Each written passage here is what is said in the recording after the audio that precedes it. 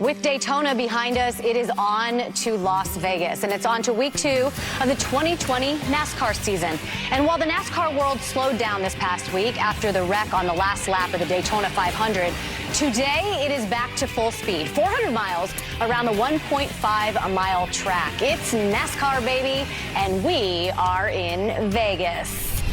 Hi there, everyone. Welcome to Race Day, presented by Coca-Cola Energy, and welcome into our Race Day studios. My name is Shannon Spake, Larry McReynolds, America's crew chief, and of course, Jamie McMurray. And Jamie, let's start there. Obviously, the last images we left with were those of the Daytona 500 and Ryan Newman. Good news has come out that Ryan Newman did go home. He was released from the hospital, saying just today that he's going to get back into the race car. All week long, we have had drivers talk about having to go back to work, having to go back to what pays the bills. How do you guys weigh that, those options, right? How do you deal with what you saw on Sunday? Well, first off, the fact that we saw Ryan Newman and that great picture of him leaving the hospital with his 2 little girls, that's a different feeling for the drivers heading into this weekend. But listen, it's a dangerous sport. They're going 200 miles an hour, and everyone knows the risk factor that goes into that. And look, we talked about it earlier this week. It's scarier probably for the families and the kids and the drivers, because the drivers feel safe in their cars. A few weeks ago at the Clash, we saw all those wrecks, and all the drivers talked about, you know, how safe they feel in the cars.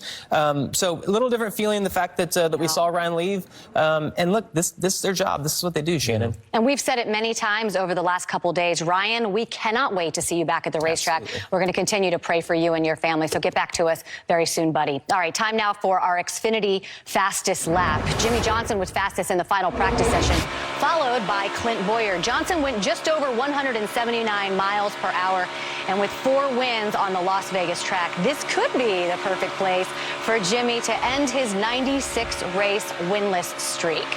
So we all know the heart of this sport will always be grassroots racing. And Thursday night, Kyle Busch went back to the place where it all started for he and brother Kurt, the Las Vegas Bull Ring. Kyle raced a 100-lap super late model race, and there were plenty of rowdy fans on hand.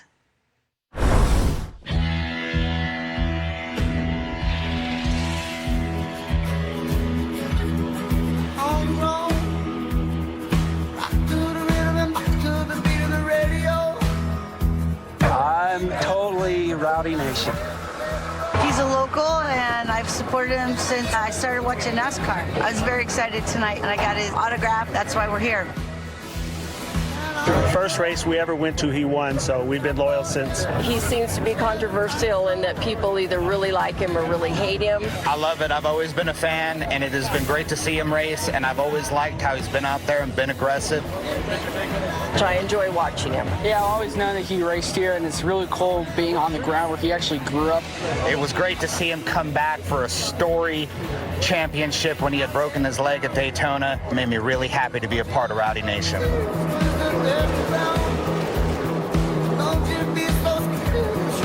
He wears his emotions on his sleeve, and he goes for it. I love to watch him race. It's a Kyle Busch show in our house. He's a phenomenal driver. He's matured over the years, 2-time champion now, and It's just been amazing to see him reach 200-plus wins in his career. He is a winner, that's for sure. I'm proud to be a Kyle Busch fan. Well, I would say he is on a roll, because as you saw right there, he won the super late model race at the Bull Ring Thursday night, followed it up the next night with his 7th consecutive Truck Series win. He's not in the Xfinity Series race. Now, he was actually pretty happy when qualifying got rained out, because he would be on the pole as the champion from last year. That smile went to a frown, because he's going to have to go to the rear of the field because of body modifications at NASCAR. Yeah, the key was would be on the pole, right? Yeah, so back on the field for Kyle Busch. All right, many of you have heard or even seen the TV show Between Two Ferns with Zach Galifianakis. You guys know him, right? I do. Galifianakis, the Hangover guy. I mean, we're in Vegas, right? So here on Fox, we have our own version. We like to call it Michael Waltrip Between Two Bushes. You ready? Check, check, 1, 2. Check, check, 1, 2, 1, 2. So if you could just follow along, I'd appreciate it. Hello and welcome to Between Two Bushes. I'm Michael Waltrip.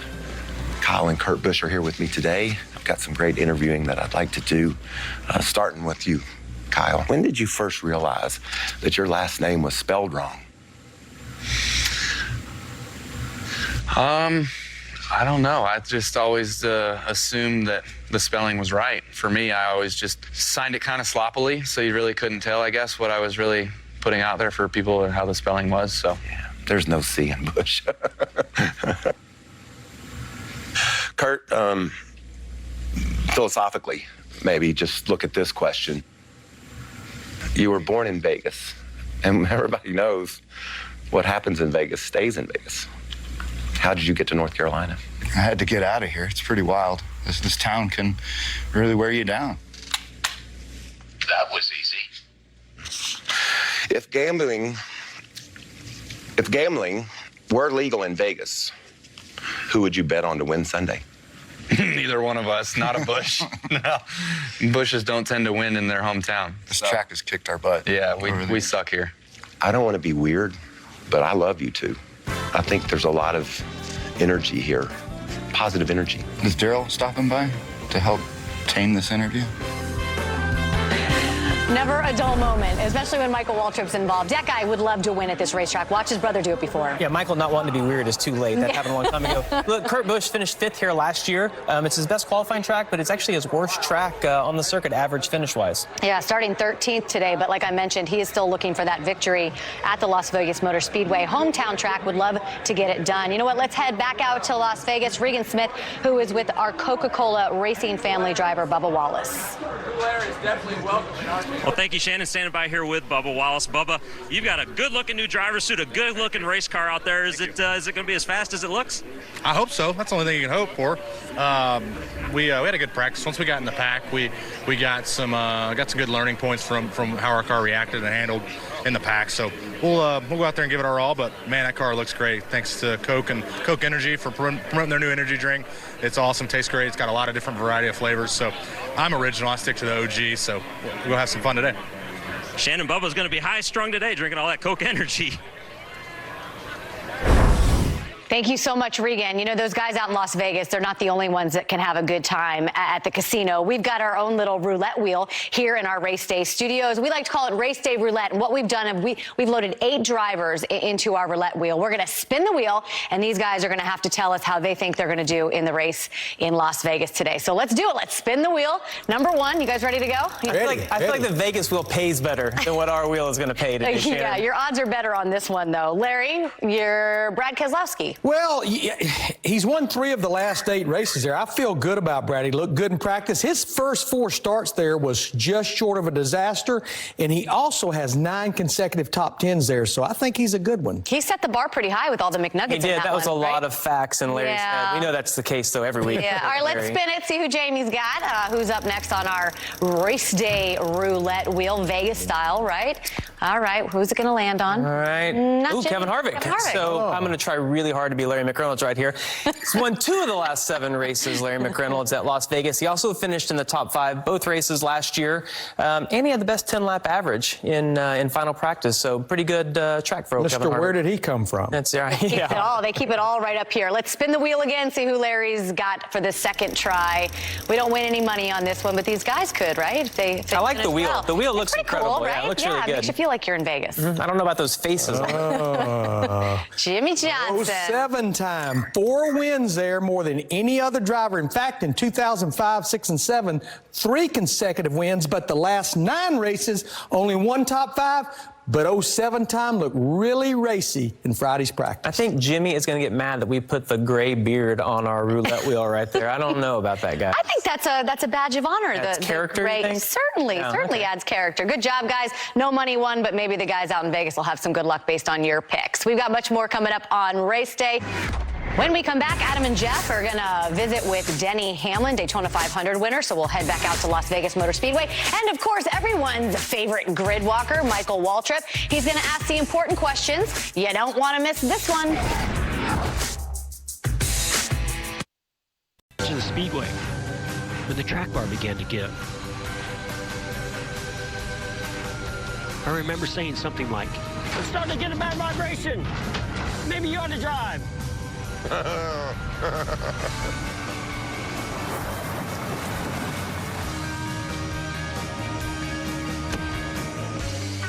We had shirts for the 11, 43, and of course the 18. hats for 48, 42, and 41. Not that we needed all that for the race, but once you get locked into a serious NASCAR merch collection, you tend to push it as far as you can. Let's give that boy a lift. What? Who?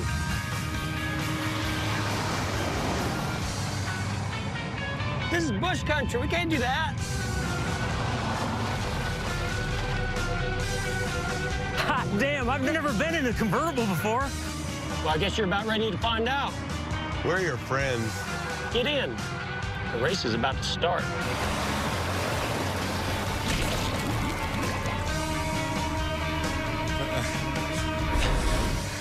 Okay, you talk about having way too much fun when you come to Las Vegas. I thought we knocked it out last year when we lost DW, you know? I don't know if we could top last year, but I got to say, hats off to all the Fox team. They always, whatever happens here in Vegas doesn't always stay here. No, it doesn't. But we just, the creative juices get flowing. Yeah, that was a lot of fun. I got a straw if you want to reenact. You saw how I chewed that straw. Yeah, that was good. That was good.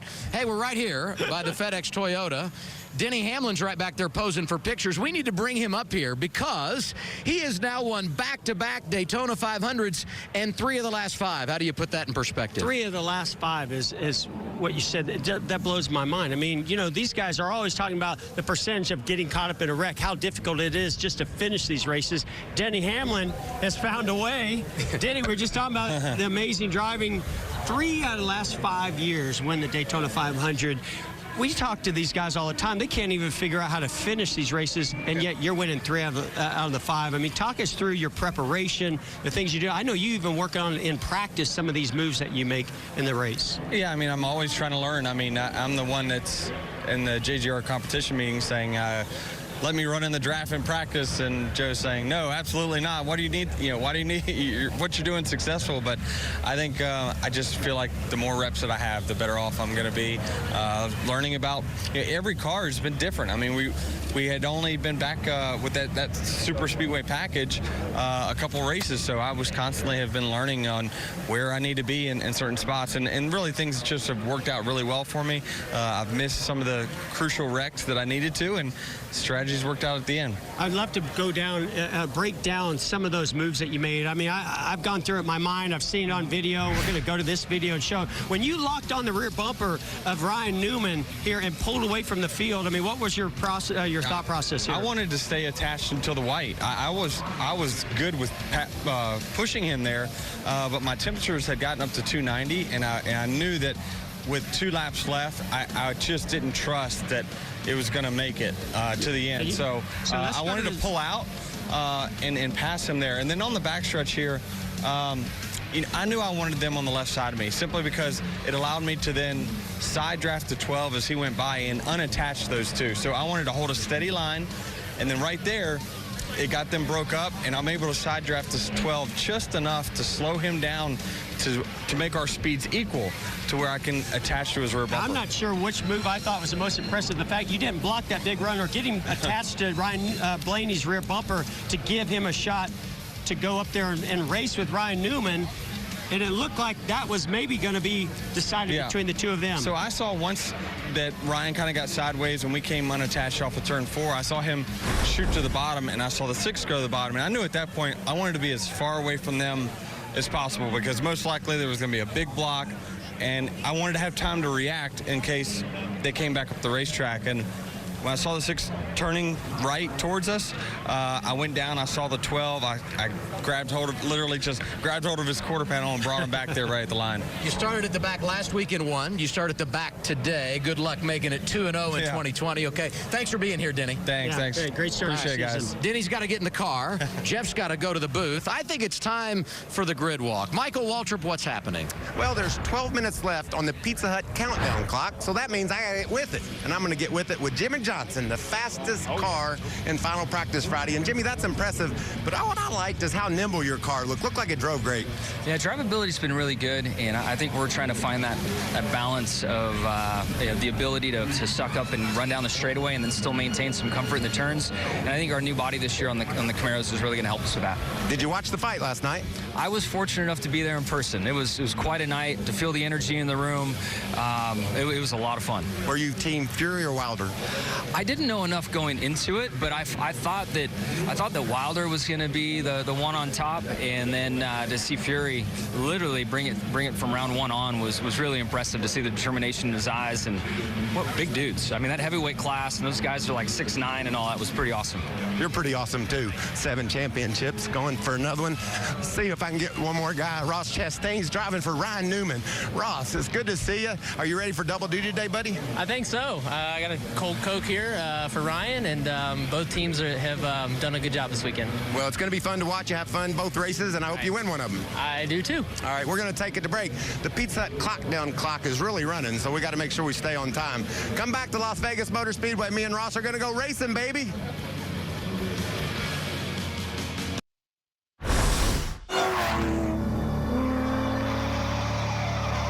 If these walls could talk, they'd tell one hell of a story. From Mandalay Bay up to the Strat, this town's iconic charm is defined by the architecture and aesthetic of Las Vegas Boulevard.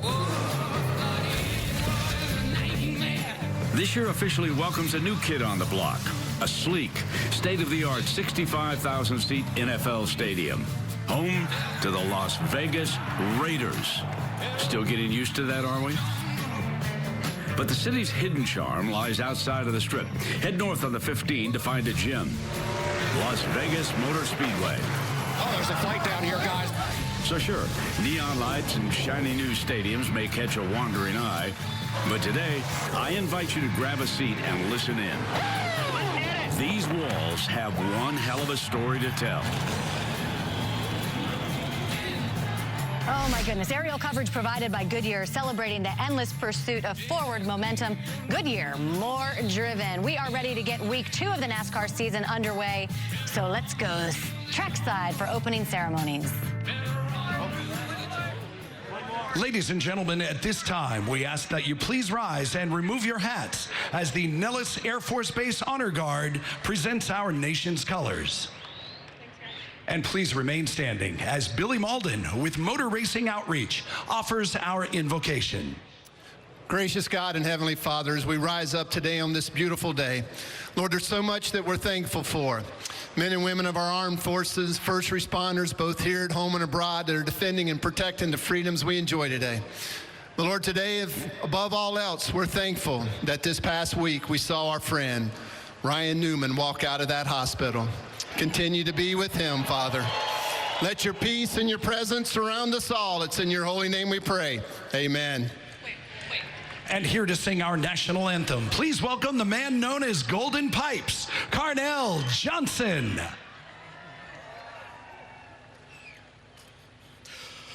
Oh, say, can you see by the dawn's early light what so proudly we hailed at the twilight's last gleaming, whose broad stripes and bright stars through the perilous fight o'er the ramparts we watched were so gallantly streaming, and the rockets' red glare, the bombs bursting in air, gave proof through the night that our flag was still there.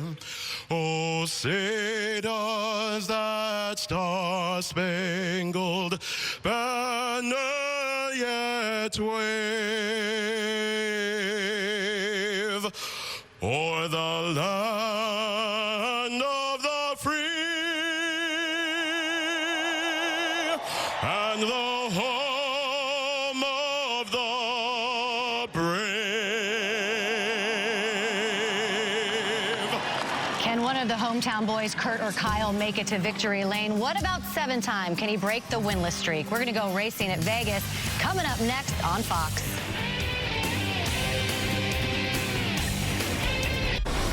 I'm here with the 1980 men's U.S. national hockey team. Miracle on Ice, gold medal, gentlemen. I got to ask you guys, you have a very important job later this afternoon. You're going to get these cars fired off. So what was the bigger challenge, winning that gold medal in 1980 or telling these guys to start their engines later today? I think it's going to be tell them to start their engines. We don't know how. We have no clue how to do it. I'm pretty sure if you just simply tell them to start them, they'll find a way to do it. But why don't you give me a little preview? I want a little insight as to what you're going to say. What's it going to sound like? We have no idea. We have no idea. It's okay. It's okay. I don't want it. No, hold on. Save it for out there. We want to hear it when we got to get out there. Guys, thank you for being here. Thank you for being such a great representation of our country. We're also proud of you guys, and enjoy the race. Thank you. Thank you.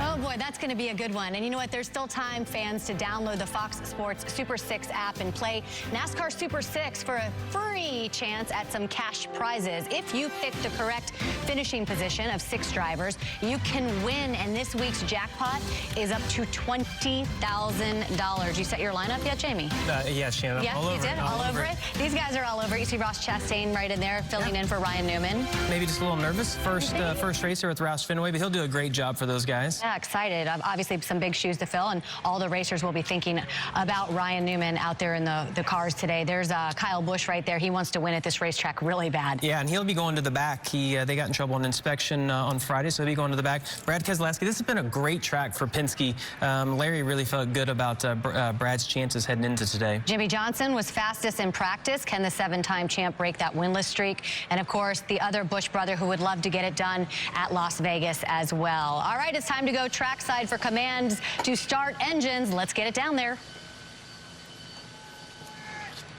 And now, for the most famous words in motorsports, please welcome your Grand Marshals, the 1980 U.S. Men's Olympic Miracle Hockey Team. Drivers, start your engines! Same thing every week, whatever you need, buddy.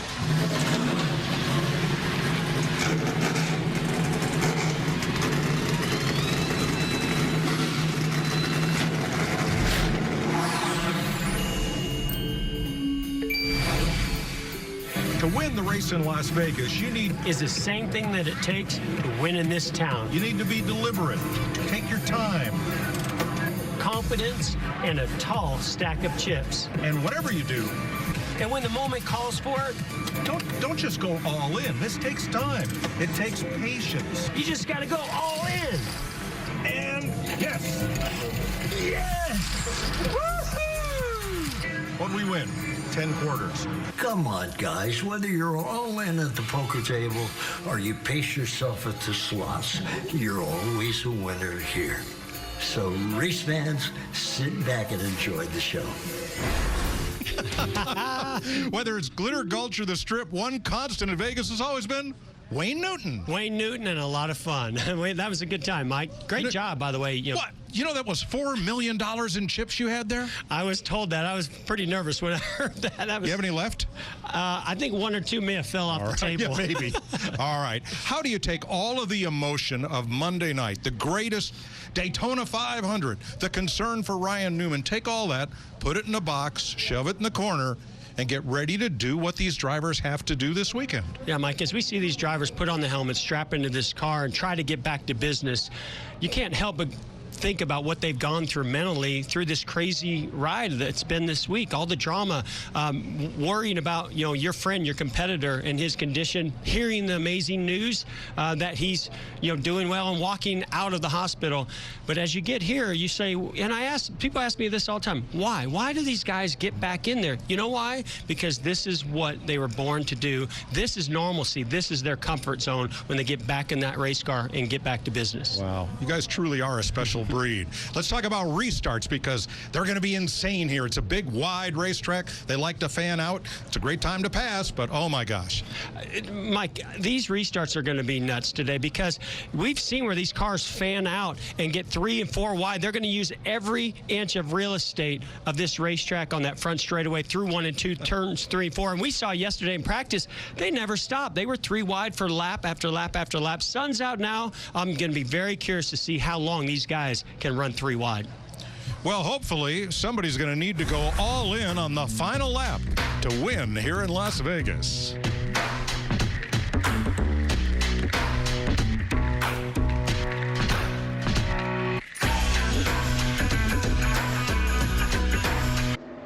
Las Vegas. Man, it's beautiful. 400 miles, 267 laps. Conditions are completely different here in Vegas. So a little gambling out here. Yo, let's have a good day, huh? Stuff these thorns, you can say you hate me, you can call me crazy, but don't touch my truck. All right, gang, sit back, relax, and enjoy the race. Don't touch my truck. Here we go from Las Vegas Motor Speedway.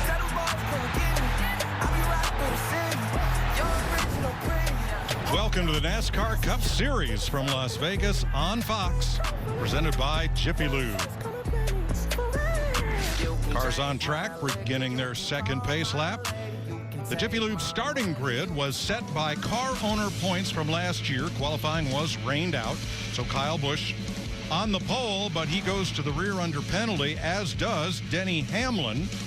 So that will move up the drivers behind them. Good chance your winner today is going to come from these first 4 rows. A lot of past Vegas winners and challengers in that group. We'll look at the rest of the starting grid as we talk to one of those contenders. Yeah, let's talk to Las Vegas native Kurt Busch. Hey, Kurt, this is Jeff up in the Fox Sports booth. You got me? 10-4, I got you, Jeff. Well, Kurt, it's got to feel good. Come to your hometown, interact with family, friends, fans. It's been a fun week, it looks like, for you. How does that motivate you and get you ready to go win this race today? It's always great to see everybody. I was over at a friend's house last night. It was about 20 people just having a nice family friend dinner. But just got to thank everybody for their support over the 20 years of racing here. And got a great team with Chip Ganassi, Matt McCall, crew chief calling the shots. We just got to execute as a team right now and give ourselves a shot at getting it at the end. All right, well, thanks for talking to us. Love that steering wheel. Thanks for supporting our veterans. Have a great day. 10-4, thank you. Got to give a shout out to Star Nursery. They bought my tires for the weekend. That's a little look back to his short track days right there. Let's get late breaking stories from pit road, beginning with Vince Welch. Mike, when Kyle Busch won here in 2009, he had qualified on pole but had to start at the rear. Similar situation today. He was supposed to start first. He'll go to the back. Can he come from the back to the front and win again? If so, they'll have to be better than they were in practice. They've changed things and lean toward Martin Truex Jr.'s setup. We'll see if it pays off. Matt? Vince, now not to be a Denny Downer, as if the odds couldn't be any more stacked against Denny Hamlin at his worst racetrack where he's never won. Now, as you mentioned, he too will be going to the back. But I like to look at the glass half full. He's won back-to-back races twice. Today would be a third. Denny told me if the cautions fall just right, it'll play into their strategy, and they could have a solid day, Regan. Well, Matt, the benefactor to Kyle Busch going to the back is actually Kevin Harvick, who will start from the inside of the front row in just a moment here. That is music to that team's ears. They spent all of practice trying to work on that car being out front. Look for them to take control of this race early and try to hold it all day. Jamie? Reagan, last year, Tyler Reddick put on his show and drove his car to victory lane in the Xfinity Series. Today, though, he's driving a Cup car for the first time at Las Vegas. Hey, you at home, if you want a driver who's brave, who's not afraid to be the first to go where the other cars aren't, and will stand on the gas all day long, your man is Tyler Reddick in the 8. Mike Joy. Thank you, Jamie. Ready to race in Las Vegas. Let's check in with our crew chief, Larry McReynolds, to set the table for us. Hi, Larry. Hey, Mike, I love the gamble, but not with so many unknowns. When you think about how different the weather is, the track has no rubber on it, and we've not been on the track in almost 48 hours. But my ace in the hole, it's my race analysis. Let's take a look at that. 267 laps, 400 miles. The stages, 80 and 80, and the final stage, 107. Pit road speed, 45 miles per hour. The fuel window, 58 to 62 laps. A competition cost at lap 25. I don't know about all-in, Mike. It might be all about when to hold and when to fold. Well, Jeff's got a few I kind of like to go all in. You got a few chips to loan him. You just got to have sure. a tall stack. As we get set here in Las Vegas, the 2020 Toyota Camry TRD leads the field out of turn number 4. Truex and Harvick finished 1-2 here last September. So with the reordered lineup, there they are on the front row, picking up where they left off. Truex did not get lane choice as both lanes moved up, but he is the control car for the start. Green flag in Las Vegas.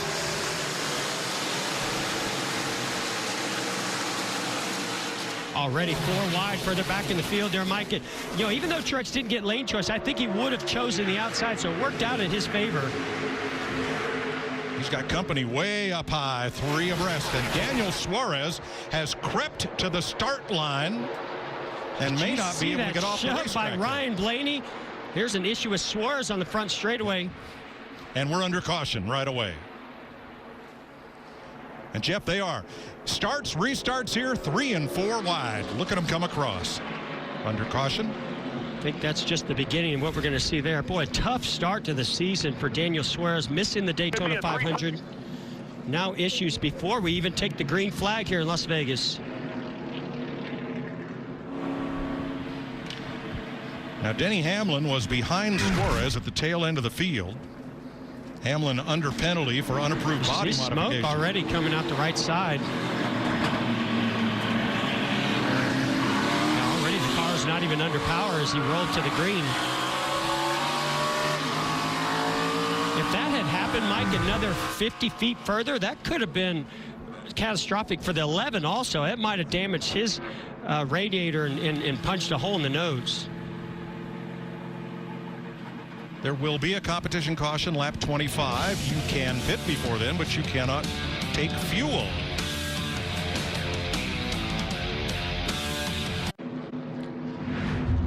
NASCAR Cup Series racing on Fox is sponsored by Progressive Insurance. Save when you bundle auto, home, or motorcycle insurance. And by Toyota. Let's go places. Martin Truex started from the front row, but he is going to be 5th on this restart. Kevin Harvick is the leader from Joey Logano and Ryan Blaney. Here's your Ford Performance track facts for today. Ford has won 4 of the last 5 here at Las Vegas. He led about 75% of the laps. Pretty interesting here.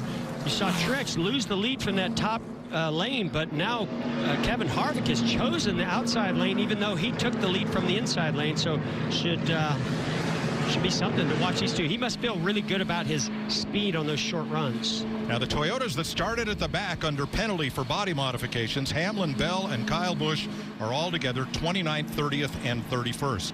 And those Toyotas, even Truex, did not show a lot of short run speed. Their car really comes on after about 10, 15, 20 laps. Pace car dives to pit road. Kevin Harvick brings them toward the start-finish line, and green flag.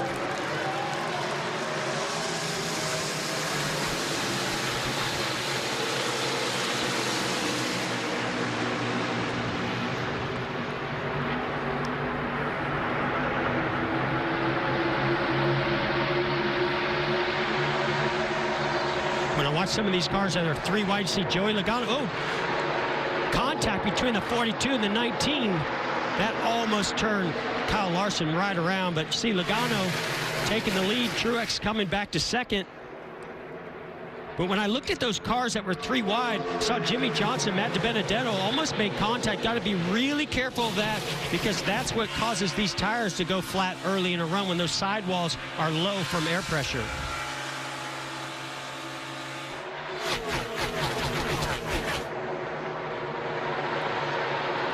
Larson outside as William Byron gives Brad Keselowski a push into turn 3.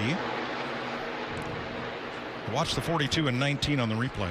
Great run by the 19 of Truex. Truex just gets into that little bubble and gets a run. I think Larson put a small block on Truex, and maybe Truex didn't expect that, and they made contact.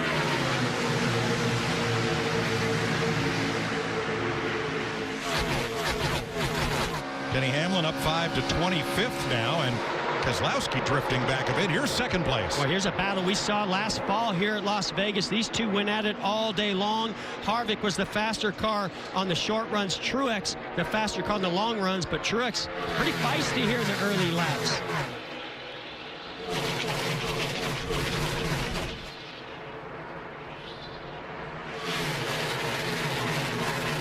Harvick taking a look on the outside. We didn't see that outside groove come in yesterday or 2 days ago in practice. I do think with the sun coming out, it will be a preferred lane later in some of these runs. Smooth exit off turn 4, single file. But this track has a lot of, let's say, character when you get down to turn 1 here. Oh, watch as we ride on board in this visor cam with Jimmy Johnson. Look at the bumps through turns 1 and 2. See his head bounce around. You hear those skirts of the car slamming into the racetrack over those bumps, and they just continue, Mike, all the way around that corner. That is one of 2 side-by-side battles as we're back with the leaders, Logano and Harvick. Back at 24th, Kyle Busch has passed Hamlin. Here's the race for 5th place. We saw William Byron in that 24 car, showed a lot of strength in practice. You see him trying to side draft the left rear quarter panel of Larson to try to pull that car ahead, using the aerodynamics to pull him ahead, not going to clear Kyle Larson off a tube. Jamie? I talked to William Byron right before he got in the car, and he was pretty optimistic about today. He said with the new body style of these Chevrolets, he said the car feels like it's less affected around other cars, more stable. So he was hopeful he could be a little racier today and felt the speed was good as well. Thanks, Jamie. 10 laps in, 1 caution flag early for Daniel Suarez. And here, this battle is enjoined for 5th. Now, I would think this is the perfect position for William Byron to clear Kyle Larson as he gets down into turns 3 and 4, and he certainly does. See how far back that nose was to the rear bumper of the 42? That's when you get the most effect of that side drafted, dumping air in the left rear on that rear spoiler.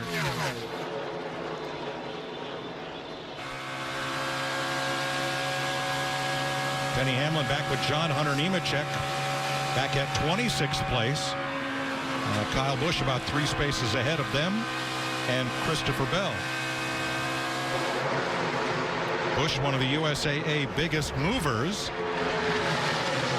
8 spots since the restart. Whoa, a little contact between Harvick and Logano.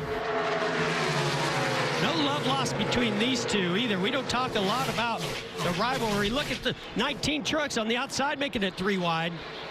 These 3 drivers have combined to win 5 of the last 7 races here. Yeah, trust me, Harvick, he'll lean on Joey Logano a little bit harder than he does some of the other competitors if you look through their past. Up on the way, here comes Blaney up with that threesome, and Byron. Well, and what that is, when you get side by side, especially if you get 3 wide, these cars from behind, the momentum shifts, and all of a sudden they close up because of the disturbance in the air, that big hole being punched, and all the drag pulling those 2 cars side by side. Already a big close call among the leaders in Las Vegas. In my shoes, my toes are busted. My kitchen says my bread is busted. I got a good job. Silverado and new Silverado HD are the strongest, most advanced Silverados ever. Learn more at Chevy.com. 19 laps complete here in Las Vegas. Kevin Harvick, Joey Logano, as this battle keeps going for 5th place. And Mike, I gotta believe that the tires are starting to become a factor right now. This is a green racetrack, and we've seen a big shift in some lap time and some balance on some race cars. You see the 12 of Ryan Blaney sliding around right there, and now here comes Brad Keselowski to the inside of William Byron. That blue car of Kyle Larson had a big moment getting into turn 3. Listen, he's a dirt tracker. He can slide. But this is pavement. He was looking for the cushion, never found it. Remember, it rained all day here in Vegas yesterday. No rubber on the track to start this race, so 5 laps from now, we'll get a competition caution. Here's a driver that's been really making progress. The 9 of Chase Elliott, just picking them off one by one as he's working on Mark Truex Jr. right now for 3rd place.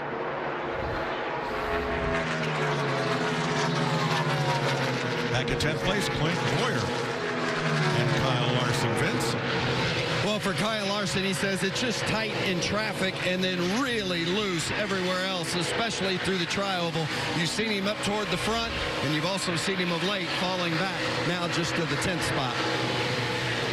The air really disturbs these cars. It changes the balance so much. When you're behind that hole being punched in the air, you don't get the air to the nose of the car, and that creates a push. It makes the front tires slide, but as soon as you get that clean air, all that air is pushing down on the nose. Now all of a sudden the back wants to swing around and get loose.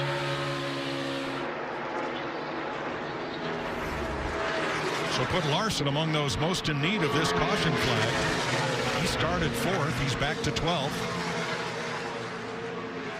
And lapping of slower cars has begun.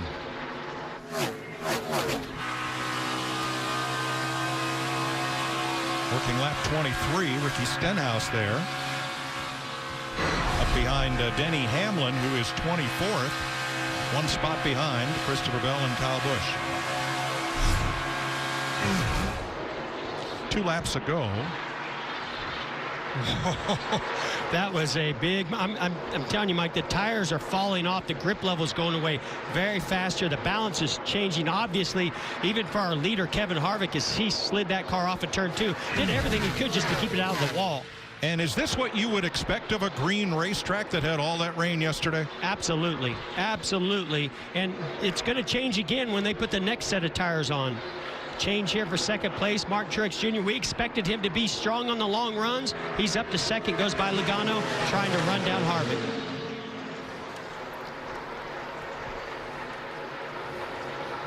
You know, guys, one thing these crew chiefs have to be careful, listening to feedback from the drivers, is not over-adjust the race car, not adjust to what the car was doing when the green flag waved, because to your point, Jeff and Mike, there was no rubber on the racetrack. And Jamie, that's easy to do, is start over-adjusting. Oh, I mean, it really is. And we saw Kyle Larson and Kevin Harvick, these guys start sliding around.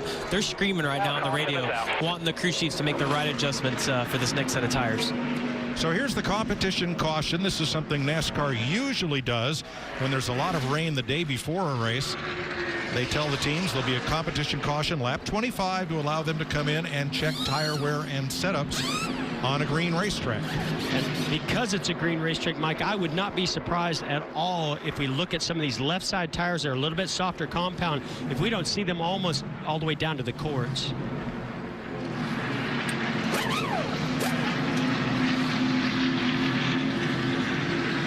Once that rubber starts to lay down on the racetrack, that tire wear will get better and better throughout the day. I believe Reed Sorensen in the 77 will be the free pass. NASCAR Cup Series Racing on Fox is brought to you by NASCAR's premier partners. Pit road is open now. Of the cars that were under penalty at the start of the race, Kyle Busch has raced up to 22nd, Christopher Bell 23rd, Denny Hamlin 25th.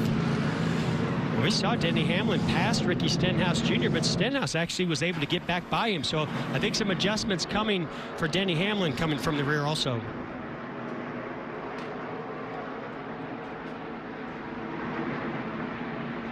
Officially, 2nd caution of the day. The first was for Daniel Suarez, whose car would not get going on the start. He's still in the race, but 2 laps down.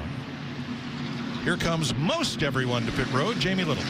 The number 9 of Chase Elliott moved up 6 positions already. Said car's pretty good, not as stable in the wake of other cars. They're just going to make an air pressure adjustment in 4 tires. The 22 with Joey Logano, a little bit loose, especially in 3 and 4 overall. Pretty good, a 4-tire stop, Regan.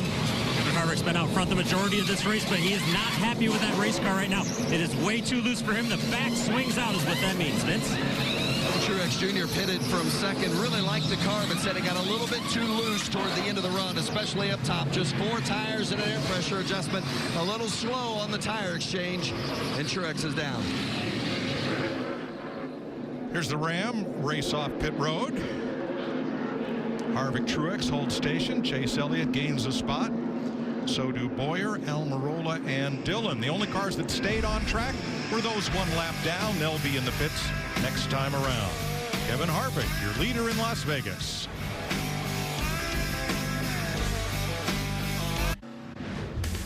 NASCAR Cup Series racing on Fox is sponsored by Coca-Cola, a premier partner of the NASCAR Cup Series. Competition caution complete, ready to go green. Every team has 9 sets of tires, including the set they started on, and they've all got new ones. Here's Kevin Harvick's crew chief, Rodney Childers, talking to his driver about those tires. All the tires look good. Steve said that he heard some others say their left fronts didn't look good. Yeah, I would say, I believe that's Joey Logano's left front tire. You saw just a little bit of graining, maybe a slight hint of some cords there, but I think it's only going to improve from here, so nothing really to worry about. But that was only 25 laps, Mike. Now we're going to go 50 laps to be able to get to the end of this first stage if it goes green the whole way. Lights out on the safety car.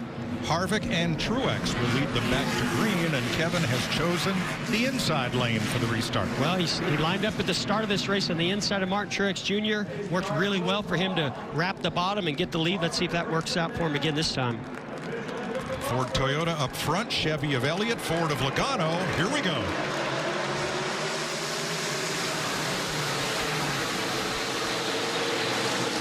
Boy, Blaney almost put Chase Elliott down in the grass.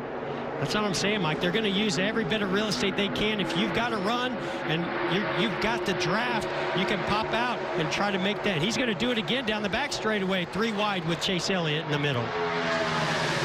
Bringing along Clint Boyer with them. How about Ross Chastain filling in for Ryan Newman this week? 3 wide in the middle off of turn 4 in the 6 car. Saw 3 wide in 4 different places and 4 wide as they came across. Now remember, here, this is not Daytona. There's no double yellow line that you have to abide by. You can use every bit of real estate here. Boy, Chase Elliott didn't take off, but now he's giving a big shove to the 22 Logano. And that may help Martin Truex through 3 and 4. He's on the outside, hunting the lead from Kevin Harvick. Harvick right back after him. This is what I expected to see on lap 1 of this race, but Kevin Harvick was able to get ahead of Truex. Not so fast this time. Here comes Truex to the outside. Truex with a run off turn 2, stays close to Harvick. Now moves away, and he's a half a car length ahead entering the corner. No more. He's able to clear Truex. That bottom seems to be a little bit better down in 3 and 4. The top maybe a little bit better down in 1 and 2.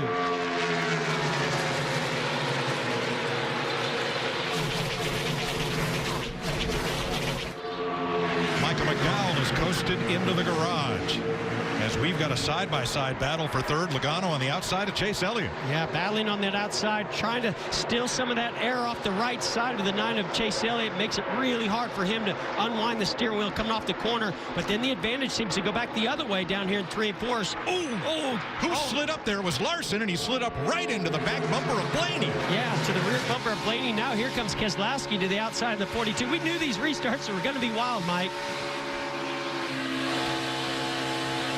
It looks to me like Larson's car took off much better this run, but it's still trending to go to loose. This battle's still going on here. 3rd place. Now Blaney getting the advantage on the outside for 4th.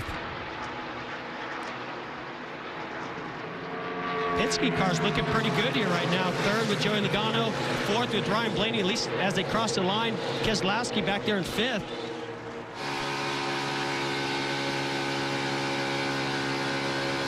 Ryan Blaney in 5th, just up ahead there. Here's Regan. Well, Mike, you saw some very aggressive moves from Ryan Blaney on that restart. That was by design. Before coming here this weekend, him and spotter Josh Williams, they studied the restarts in particular to make sure they could get every spot possible on those restarts. You saw right there, the 12 of Ryan Blaney moved down in the middle of the corner to get, you don't really call it a side draft in the corner, but it definitely changes how the air flows around that inside car, makes it very difficult for them to carry the momentum and complete the pass. Right behind that pair looking on is Brad Keselowski, Matt. Mike, a host of adjustments on that stop. They shuffled the air pressures on the right side and 2 other adjustments. The car free, but his was more in the center of the corner. He feels like they've made some good headway, and he's moving up, venturing out. See if there's more grip up top. Team Penske has won half of the last 8 races here. Michael McDowell's problem, a stuck throttle. Not sure if they'll get him back on track or not. That is never a good thing. They don't lift the throttle much here, Mike, but you still have to be able to slow that car down when you need it.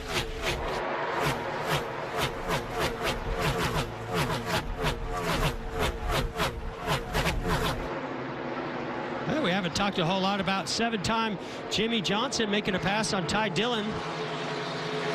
He was really fast in our practice session. 1 practice 2, felt like he had a very fast race car this weekend.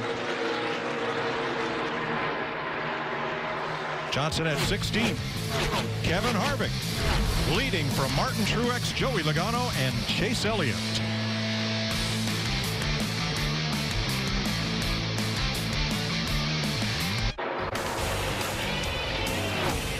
Kevin Harvick crosses the stripe, completing lap 44 of 267. He has a half-second lead on Martin Truex, 1.5 on Chase Elliott, and 2 seconds on the Team Penske intramural battle between Logano, Keselowski, and Blaney.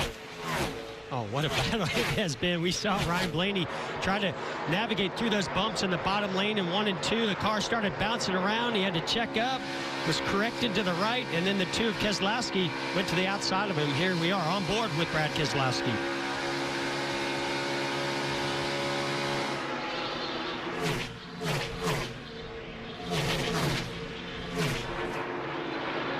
Starting to see a couple different grooves form.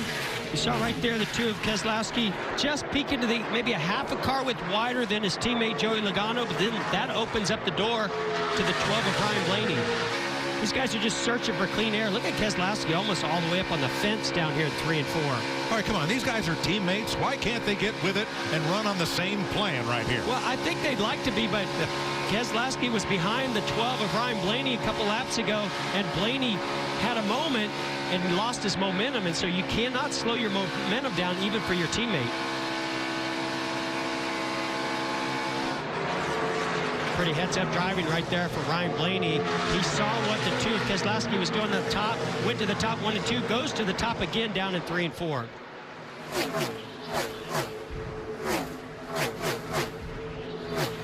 Behind them, Kyle Larson gaining no ground. He was really quick on the restart for 3 or 4 laps, but then fell back there in 7th place ahead of Alex Bowman and Almirola. One of the toughest situations, I think, for a driver is having a loose car in clean air and a tight car in traffic.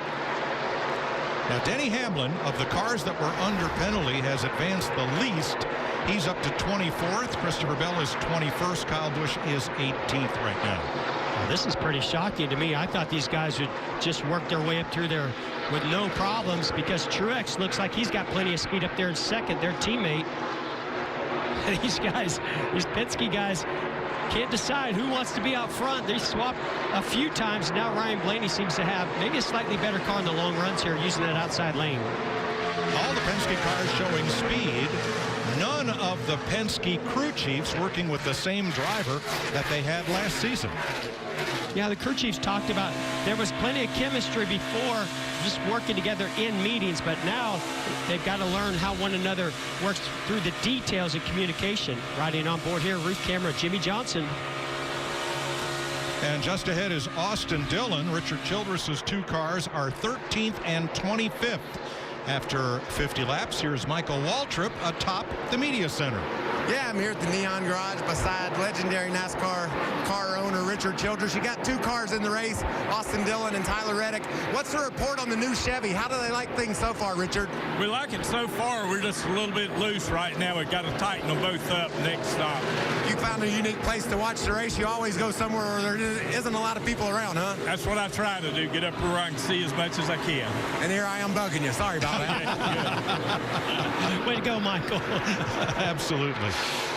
Michael McDowell is back on track after fixing that throttle problem, as Kevin Harvick continues to lead Martin Truex by half a second, the same margin as after things settle down from the restart. So Truex kind of holding station here as we work our way toward the end of stage 1 at 80 laps. 9th place.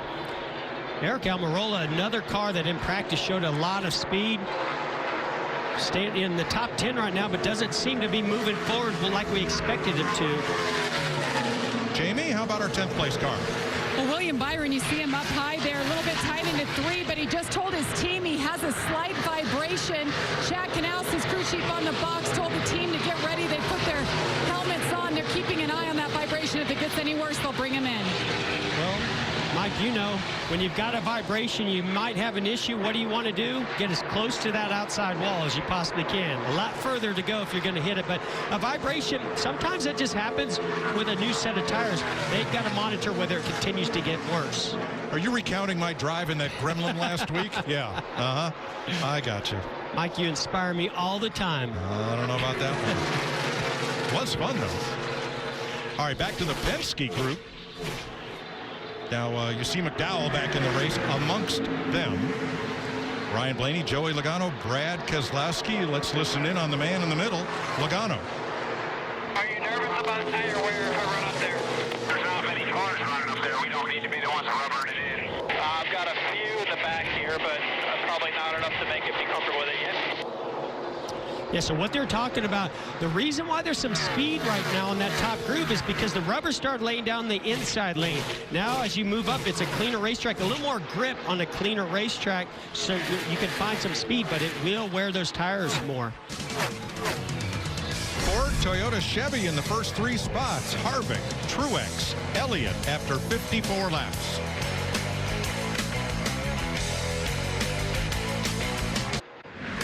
NASCAR Cup Series racing on Fox is sponsored by Credit One Bank, the official credit card of NASCAR, perfect for race fans, and by Geico, official partner of NASCAR.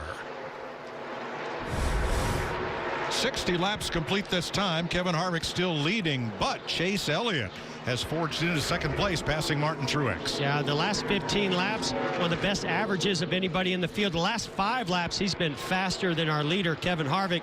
Here he goes to the outside of Martin Truex Jr. Really just not a whole lot Martin can do right now. I think he knows the 9 of Chase Elliott's a little bit better. More adjustments probably coming to the 19 car. Jamie? And I talked to his crew chief, Alan Gustafson, this morning, and he told me with this new tire combination, the car is naturally a little bit freer. And in final practice on Friday, they hit that limit. So they decided to tighten him up this morning, and it is paying dividends here. He's definitely not as loose as the cars around him. They're a little bit better than they expected. Yeah, Chase Elliott 2nd, and closing, he was 0.3 of a second faster than Harvick that lap. Yeah, his car just seems to get better and better on these longer runs as the tires start to fall off. That's where he really shines. In practice, I'm pretty surprised because I heard Chase Elliott talking about his car and wasn't real happy with it. Seemed to be pretty loose. Yeah, guys, the thing that's impressive to me about Chase Elliott right now, and Jeff, you hit on it earlier, he's not having to use the top where the track's green. He's able to do this right on the bottom, get that left front on the white line. Lots of grip if you can get to that.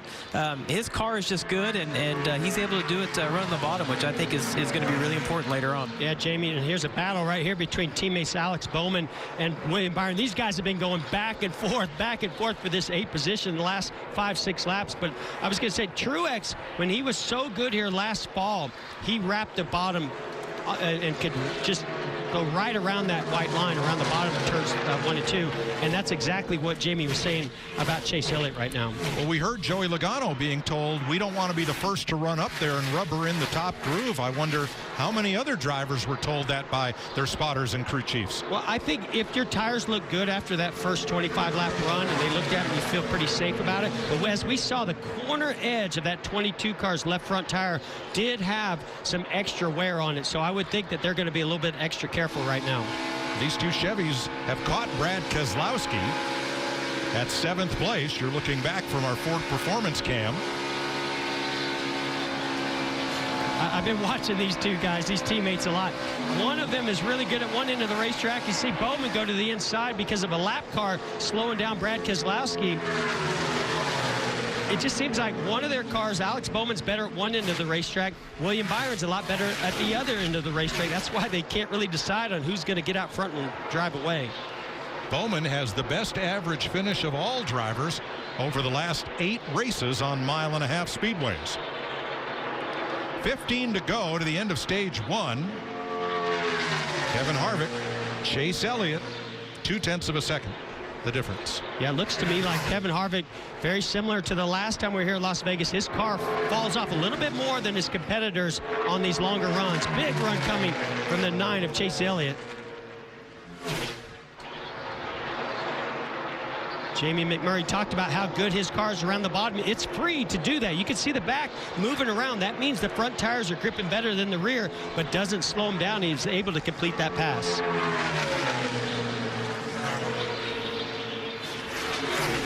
Chase Elliott becomes just the 3rd leader of today's race. We're going to take you Fox side by side.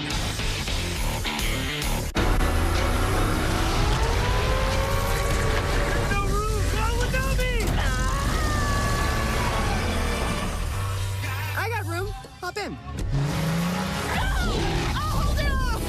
Mondays, right?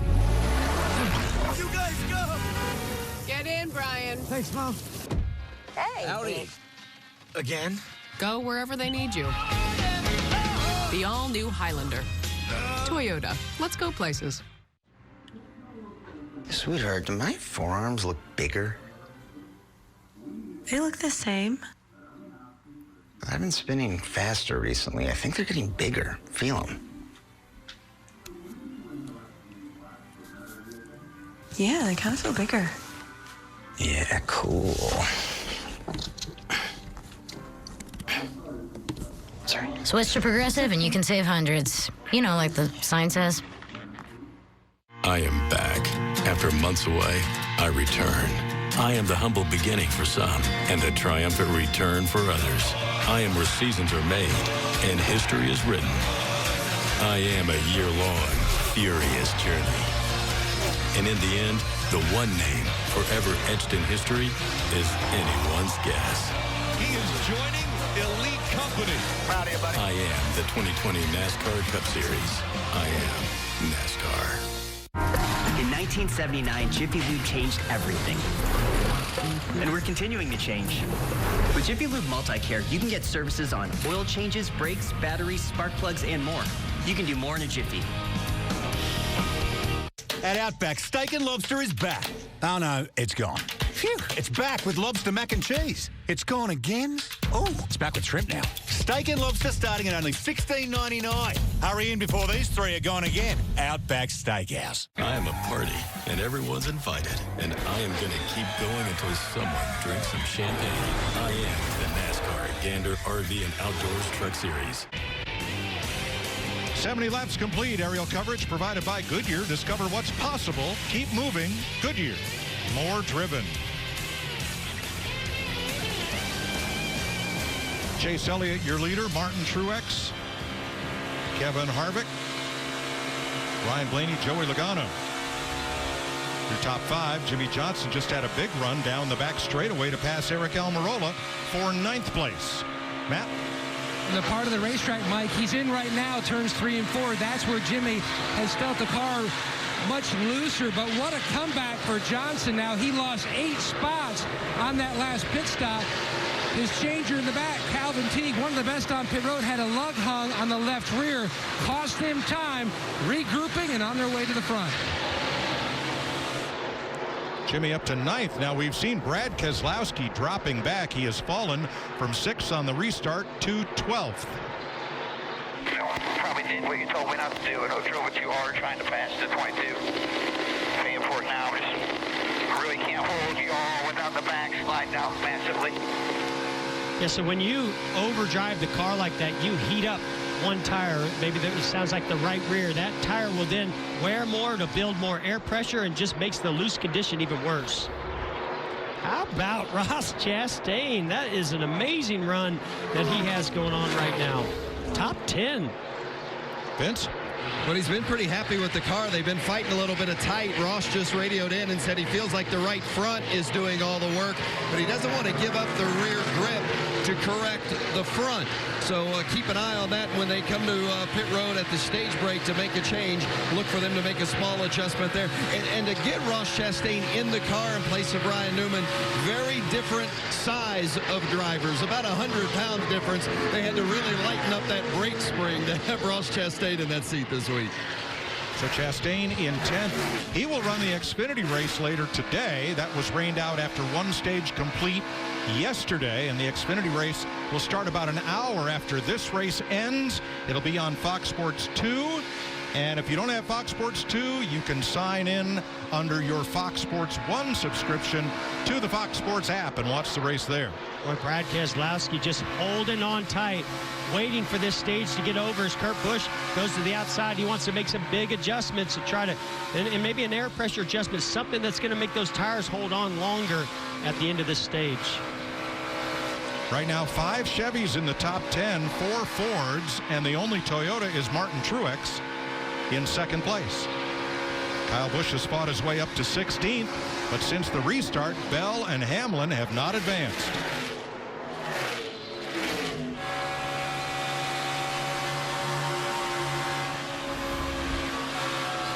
Denny Hamlin, our Toyota Cam, sounded like a long time out of the throttle there. Yeah, that's not a happy driver right there. I mean, when he's having to get out of the throttle that much and never really even making the gain on the 95 there, Christopher Bell, using every bit of the racetrack too. Matt, you have something on the 11? Before that competition caution, Jeff Denny said the car felt like he was on ice. After that stop, his biggest issue is corner entry. He doesn't like a loose race car on entry. That's exactly what he's dealing with now. Too loose in the turn 1 and turn 3. I don't think we can accentuate enough how much different your car will be on a longer run when you take off in traffic versus being up front like their teammate Mark Truex Jr. Kyle Busch up to 15th, restarted 19th after the competition yellow, lap 25. Chase Elliott has flown through this field, restarted 4th, and for quite a while, fastest car on the racetrack. 30:44, his fastest lap, and that is the fastest lap of the race. I think Truex just continues to lurk as these runs go on. He gets better and better, but this is going to be a great opening to the season for Chase Elliott. I know he didn't have a great result last week, but he did win a stage at last week's Daytona 500, so here comes another one. It was Chase Elliott who crashed in turn 2 of the final lap. No caution at Daytona. Chase Elliott is going to get the stage win.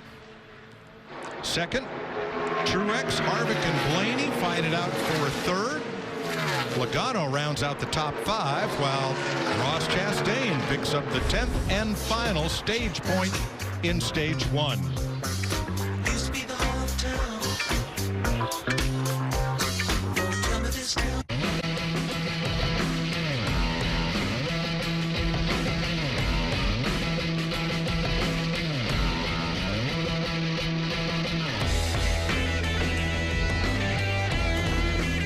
To Las Vegas, where pit road will be open this time around for stage-ending pit stops. Caution-free so far, but for the competition caution and the lap 1 yellow for Daniel Suarez, who continues 3 laps down. Chase Elliott leads them on to pit road. Jamie. And Chase Elliott said in that run he got a little bit loose and then he ended a little tight, but he did notice that the track has not changed much. You'll see a tear off right there for a clear view. A 4-tire stop air pressure adjustment for the 9. Regan. The 4 car, Kevin Harvick. We saw him get passed by Chase Elliott at that exact moment. He said, my race car's gone too tight. The front tires are sliding. On the left of your screen, Ryan Blaney, that race car is on the splitter firing off. It means it's bouncing too hard through the corners. Vince? It's going to be a chassis adjustment for the 19 of Martin Truex. They just took the wrench out of the window. It's going to be a 4-tire change, just a little bit loose for Truex, but the car gets better. They also put a little bit of tape on the front. Car gets better deeper in the run as you see Chase Elliott, first one off pit road. Elliott, Truex, Harvick. Joey Logano picks up a spot from his teammate Blaney. I say we dial up our stage 1 winner, Chase Elliott. Hey, Chase, this is Jeff and Mike up the Fox Sports booth. You got me? Yeah, go ahead. Hey, buddy, congrats, man. That thing looked really, really strong there. You look strong on pit road. Off to a great start here today. Yeah, we'll see. Obviously, really, really early. So, long ways to go. Try to keep up with it. See what happens. All right, man. Well, thanks for talking to us. Looked like car's strong in the long runs, but looks like Truex is too. Should be a great battle. Thank you. Yep, you bet. Thanks. Stage 1 complete. Chase Elliott, our stage winner.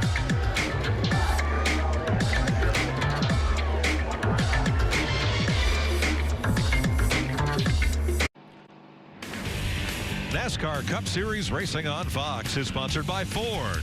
Built Ford proud. And by Ally, proud partner of Jimmy Johnson and Team 48.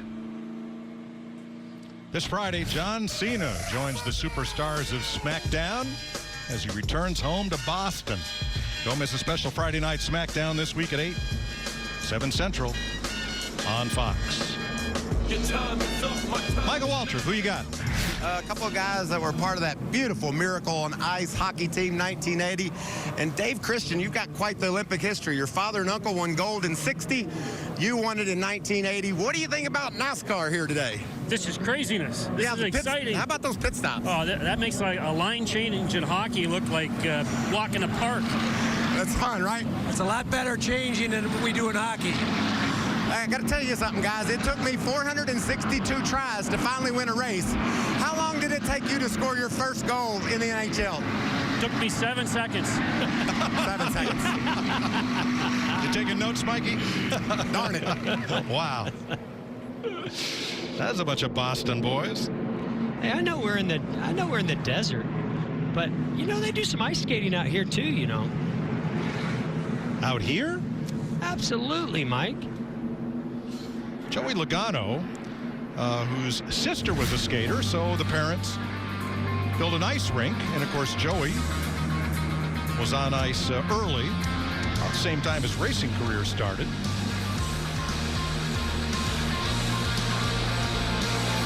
And the Logano's own an ice rink in Charlotte, North Carolina now. I mean, look at it. Joey Logano, he could have been a hockey player, not a race car driver. He's got some skills there for young Joey Logano. Think about the comparisons of what happened in hockey versus what we're seeing on these restarts, 3 and 4 wide. Yeah, but in hockey, you can pile into the boards and skate away. Here, not so much. Not so lucky. All right, stage 2. Here we go with Chase Elliott and Martin Truex. Chevy and Toyota on the front row as they approach the Geico restart zone. Harvick and Logano, Bowman and Blaney, Johnson and Byron, Chastain and Larson, the top 10. And we're back under green.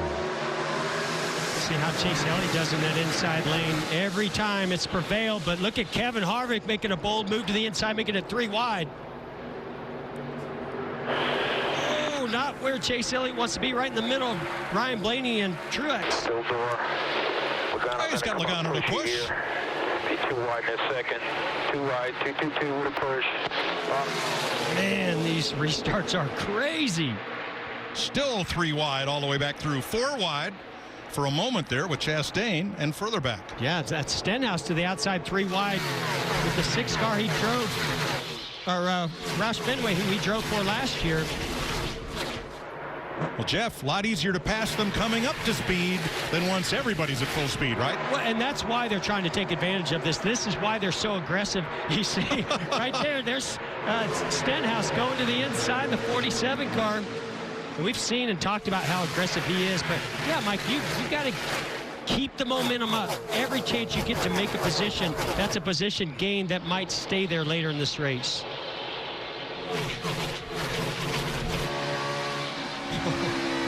See one of our rookies, Christopher Bell, stuck in the middle. Luckily, an opening in that outside lane.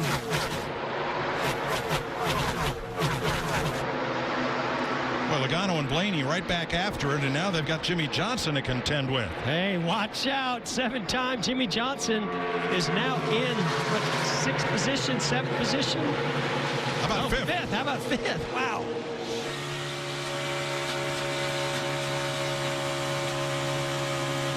There's his telemetry. Visor cam, yeah, look at the telemetry, see the mile per hour, RPM.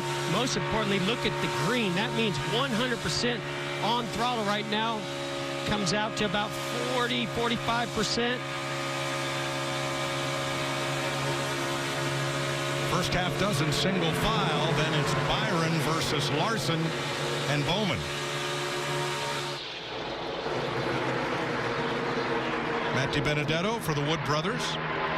Battling there, Christopher Bell in the 95. John Hunter Nemechek, the rookie, in the 38.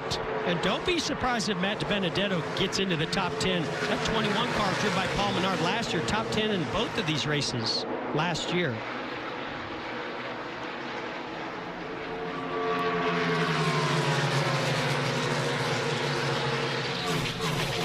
Tell you what, guys, business is picking up. They're definitely making these cars better with adjustments on pit road. I'm looking at our top 5. 4 of them just ran the fastest lap that they had run in this race, including Kevin Harvick in that 4-car, your leader.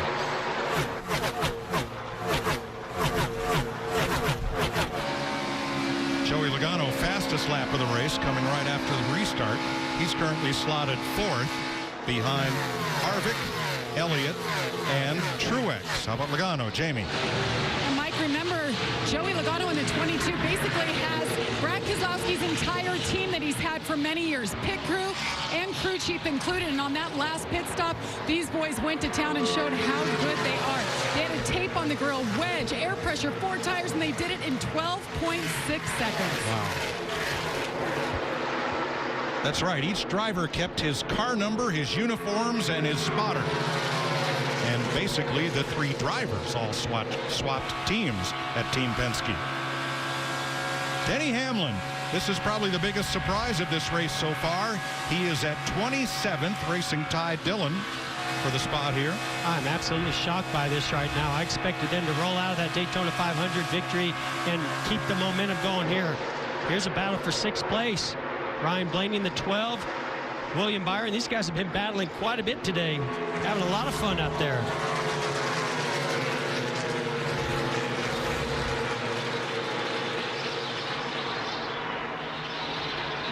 And back here at 20th place, rookies Bell and Reddick with Boyer and Keselowski. There's a nice mixture that I'm seeing, Mike, with veteran drivers like the 2 of Keselowski, 14 of Boyer, mixed in with some rookies there with Tyler Reddick. Well, Keselowski up top now. Matt? Well, Mike, you think back to last fall, Boyer was on the pole. They had those cars trimmed out for speed, came back with an entirely different approach, looking for balance and handling.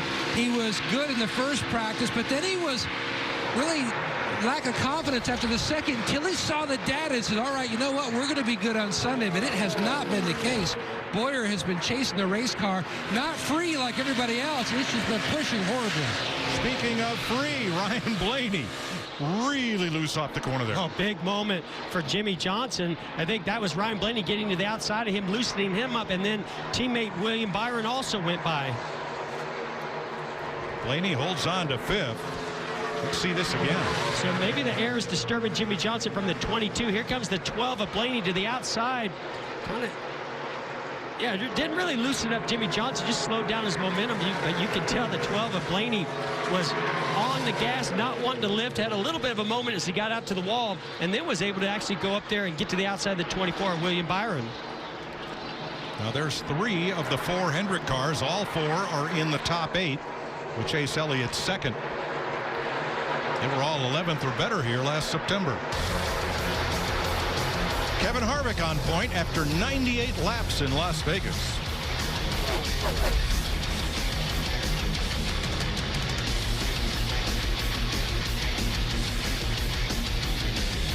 Welcome back to the NASCAR Cup Series from Las Vegas on Fox, presented by Jiffy Lube. 104 laps complete. And Chase Elliott out front. Now from Martin Truex and Kevin Harvick. Yeah, you saw again the 9 car as the run goes on. He can wrap that white line better than anybody. Gets to the inside of Kevin Harvick down here in 3 and 4 to make the pass. Yeah, I got us in a bad direction here. We've been too loose since about lap 8. You hear Kevin Harvick talking about being too loose. His car takes off great. It just seems like as the run goes on, it builds looser and looser. You heard him already, lap 8, the car getting loose. That's going to make for a long run here. Joey Logano closing in. Let's have a look at how the Coca-Cola family of drivers are faring after 105 laps.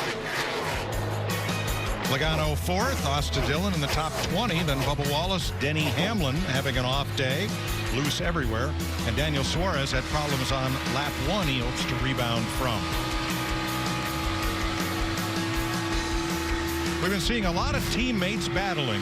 Logano and Blaney at Team Penske. We've seen Alex Bowman, William Byron, and Jimmy Johnson all battling at Team Hendrick. The only thing we're not seeing, Mike, is the Truex and his teammates and Kevin Harvick and his teammates. Where are those guys at? Because you would expect, as good as the 4 and the 19 have been, that those teammates would be up there battling with them. Good point. There are the manufacturers as they run. Let's bring Jamie McMurray in on this. Yeah, guys, I'm just so impressed with the Chevy's new Camaro. We talked about that last week. You know, biggest race of the year, but really when these manufacturers build the cars, it's around a track like this. And Larry and I have been sitting here talking that if this is essentially the debut, I mean, Larry, what's the potential for this new Chevy Camaro for these guys in the year as they get to work on it? Well, Jamie, you can spend countless hours in the wind tunnel. You can do all the simulation you want to do, but this is the test, and this is their first test. And sitting here as we're closing in on, you know, the middle of stage 2 to have 5 Chevrolet drivers in the top 10, I think this is a great beginning. It will only get better for them. It's like Kurt Busch said, our cars have always drove good by themselves. Where we had to get better is in traffic, and I'm seeing an improvement. Yeah, Larry, I'm going to be really anxious to see after we come out of the West Coast swing, because these Chevrolets, especially the Hendrick Chevrolets, ran pretty good here last fall. But when they went to Fontana, when they went to Phoenix, they really struggled. So the next 2 weeks, I think, are going to be the even truer test. But I definitely agree. They're off to a good start here this weekend. William Byron and Jimmy Johnson just lapping equal to our race leader, Chase Elliott. And here's Mr. High Side, Kyle Larson. He's found the cushion, Mike. He's up on the wall. This car was extremely loose and clean air. Looks like they've tightened that car up a bit, and he's coming to the front. And these two continue to battle, as well as the 2 Hendrick cars behind him. But Penske and Hendrick having some great battles with one another in the beginning of this race.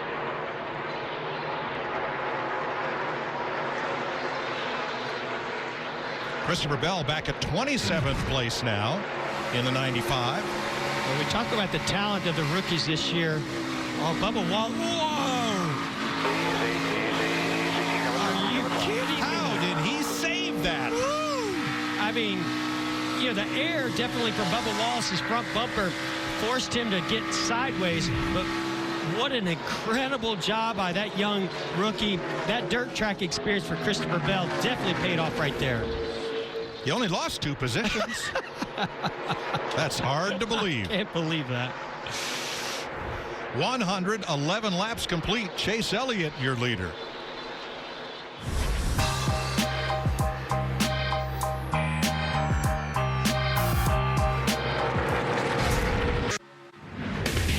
NASCAR Cup Series racing on Fox is sponsored by Ram Trucks, Motor Trend's back-to-back Truck of the Year.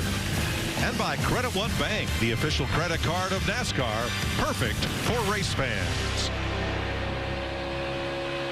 43 laps to go in stage 2. Chase Elliott, your leader, by almost a full second. And coming to pit road was Christopher Bell and now Ross Chastain. Larry, are you looking at fuel mileage or tire wear to plan this green flag stop? Well, I think you're looking at tire wear and you're looking at just overall grip and time on the stopwatch. Basically, the window has opened that's splitting this stage in half right here. Yeah, you could run to lap 140, which would be 20 to go on this stage, but I think this is going to start an epidemic of people starting to make their trip to pit road on the green. I think we know why Christopher Bell came to pit road, because he smoked the right rear tire off of that car.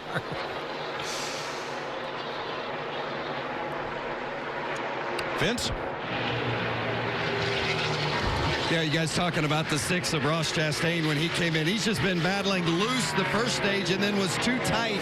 He just kind of needed general overall grip during that second run. They brought him in, made a chassis adjustment, a lot of chassis adjustment, a lot of wrenches and windows during these stops here the last couple of laps through, and we'll probably see more here from the 10 of Almirola. Well, Almirola is in. Bubba Wallace is in. 1 lap from now will be halfway in stage 2.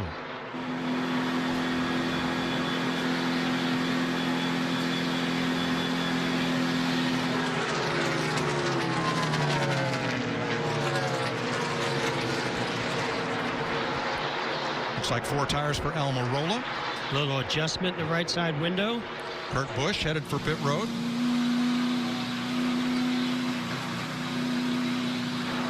One of the toughest pit roads to get onto coming off of turn 4. It's very abrupt, the change in banking from the track onto pit roads. We see Kurt Busch rolling down pit road.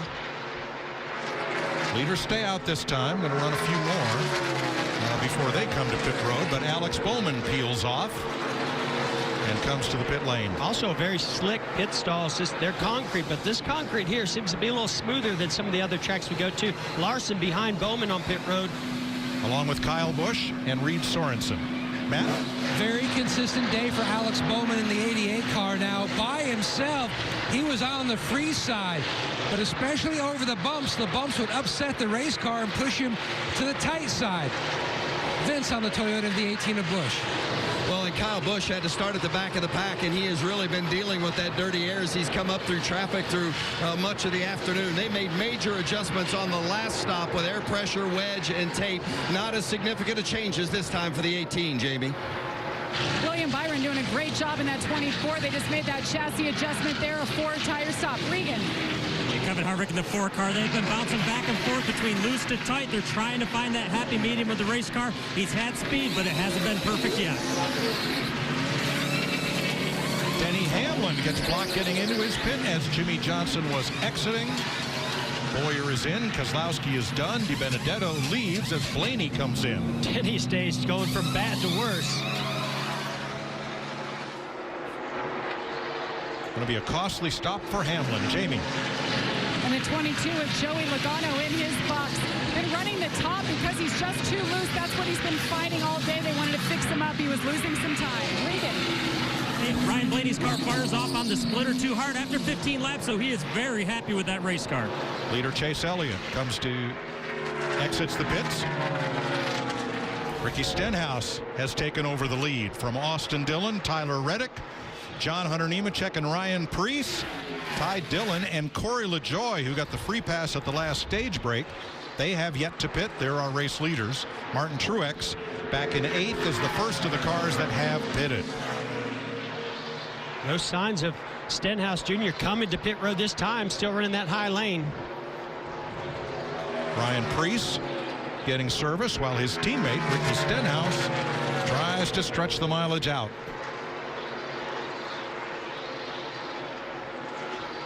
This was a pretty familiar sight last week in Daytona for the Daytona 500 with Ricky Stenhouse Jr. Started from the pole, led a lot of laps. Let's look at this close call between Hamlin and Johnson. They're pitted 2 pits apart. Denny peels off, and he sees Jimmy Johnson starting to pull out of his pit stall. Pretty heads-up driving by the 11 of Denny Hamlin. Wow, you can hear him lock up the brakes. Luckily, just keep it in gear and keep the engine running. Well, he hit the brakes about the same time Jimmy did. And it's like, you go, no, you go, no, you go. Now we're both messed up. And they call that on pit road. Usually the crew chief calls him out. And I thought that was a very close call, but still, you know, the 48 was ahead of him. I think that was the right call by the 48 to send him out.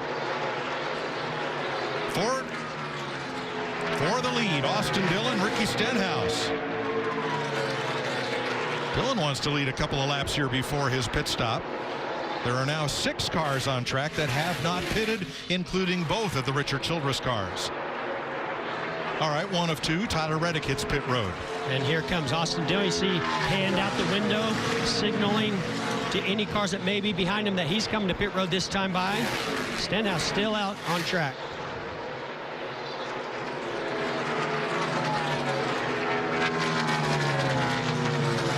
Ricky Stenhouse leads another lap. It's been a rough day for Denny Hamlin, both on track and on pit road.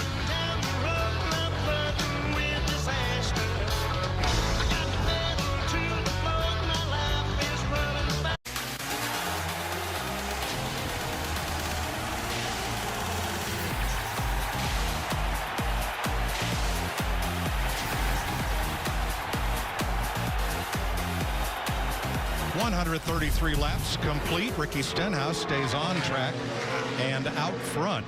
Chase Elliott was the leader when pit stops began. When we cycle through, Martin Truex Jr. will pick up the lead. There's the difference on their pit stops. Well, not only did Martin Truex Jr. come in 1 lap earlier, so he's been on fresher tires a little bit longer, but also they executed flawlessly on pit road all day long. Chase Elliott and his pit crew have been doing a great job, but that time just a little bit better by the 19 of Mark Truex Jr. and Joe Gibbs Racing.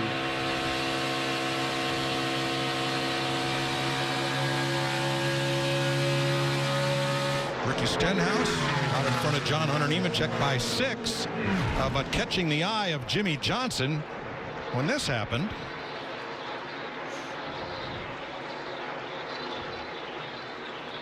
And yeah, you've done this in your street car, right? What were you thinking? Yeah, and right now, Stenhouse Jr., as long as he's been out there, he's just holding on tight with this car on these old tires. So pretty frustrated, Jimmy Johnson. Inside 1. And he kept that hand out there a while. He wanted to make sure Stenhouse saw it. Vince. I'm not surprised they're on a different strategy. Crew Chief Brian Patty told me before the race they didn't have a car they felt like could win. Maybe a top 10 car. They were so disappointed after all the speed they had last week at Daytona and ended up 20th. They just told Ricky he could be out there for another 20-plus laps. Matt? It was sort of like I heard it here, but then you guys said it up there. It's exactly what Jimmy Johnson said. What was he thinking? He's not even the leader. They said, actually, he was the leader. They're on a little bit different strategy than we are right now. Okay. Ty Dillon is in, so that will leave just Stenhouse, Nemechek, and LaJoie on the racetrack of the drivers who have not pitted. John Hunter, second-generation driver, is in second place, 7 seconds back. While Corey LaJoie is 24 seconds back right now in 7th place. Well, the thing that these guys that haven't pitted yet have to worry about is if this thing stays green, they're losing about a second a lap right now to Martin Truex Jr., who's the first car with fresh tires. You want to go all in? Brian Patty's gone all in. His one shot is to leave his driver out there and catch a caution. You got to catch that last card, Jeff. That's definitely going all in. Yep. And you know, it's worked in the past. It's been a viable strategy. Remember that you left out one minor detail. What was that? All stack of chips. $4 million in chips. Oh my gosh.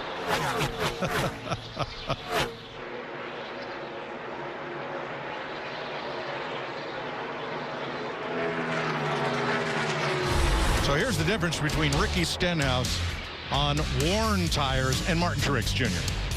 Yeah, there's just nothing that can beat the grip of new tires, lower air pressures versus those old hot tires on the 47 of Ricky Stenhouse Jr. I mean, 5 miles per hour difference on the straightaway alone. That's how much more speed Martin Truex Jr. is carrying off the corners. At some point, though, you just have to figure this isn't going to work. Well, it will work if they get lucky and that caution comes out. Hey, it's Vegas. You got to gamble.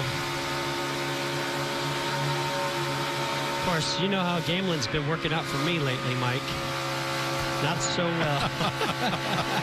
I hate you had to give all those tips back. Even lost that fight last night. Oh, their Fury fight. It was entertaining, but didn't go so well for me.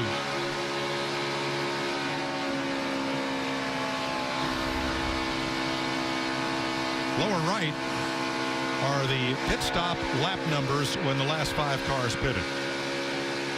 So Truex still has about 12 seconds to make up to catch John Hunter Nemechek. But of course, when those two pit, all that will change, and Truex will be the leader over Chase Elliott unless we get a caution. And here's the big battle. Look at Chase Elliott, huge run off the top. Going to get a run on Martin Truex Jr., go to the inside. This could be the pass for the lead if the caution doesn't come out and Stenhouse Jr. comes to pit road and Nemechek. Boy, Chase Elliott has had a great long run car today. Corey LaJoie is on pit road. So just Stenhouse and Nemechek are out there. Still 18 laps to go in stage 2. Now, if you are the stage 2 winner, the last 5 races we've had here at Las Vegas, you were also the race winner. Well, that means these next 18 laps for guys like Truex and Chase Elliott, they're going to battle for, because they know how important it is, not just to get those stage points as we see Corey LaJoie on pit road, but also, you know, sending a message to your competitors by winning this stage would be big. Also, there's Nemechek, John Hunter Nemechek on pit road. He comes into his spot, giving up second place in the process. He almost slid through it. Yep. And that will leave Ricky Stenhouse as the last man standing. I think he's going to run that thing out of fuel before he comes to pit road. He's been there at lap 83 at the end of stage 1. There's Brian Patty. He's a real contrary. What everybody does, he's headed in another direction. This time, we're coming this time. Oh, here we go. And you won't miss it, because we're going to take you NASCAR on Fox side by side. Know when to walk away and know when to run. Hi guys, this is the Chevy Silverado with the world's first invisible trailer. Invisible trailer? And it's not the trailer right next to us? This guy? You don't believe me? Hop in. Good looking pickup, I will say that. Wow. Silverado offers an optional technology package with up to 15 different views, including one enhanced view that makes your trailer appear invisible. Wow. That's pretty sweet. That's cool. There we go. That's awesome. Where's the trailer though? I love it. It's magic. Things sure were different when I raced here. The names, the cars, the track, but for the past 60 years, the thrilling excitement of Georgia's only NASCAR race has remained the same. Now with a new spring date, the Folds of Honor Quick Trip 500 weekend is March 13th through 15th. Tickets start at just $39, and kids are only $10. Online at AtlantaMotorspeedway.com. Where will you be when history is made?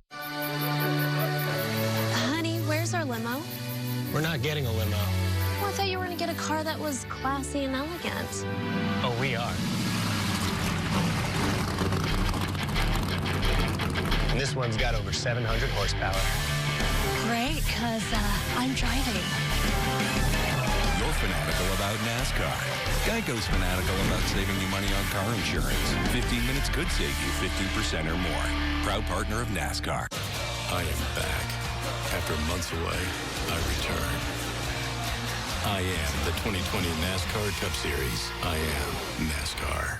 Friday. You gotta be kidding me! We will finally see him again. Hit the trumpets! And here we go!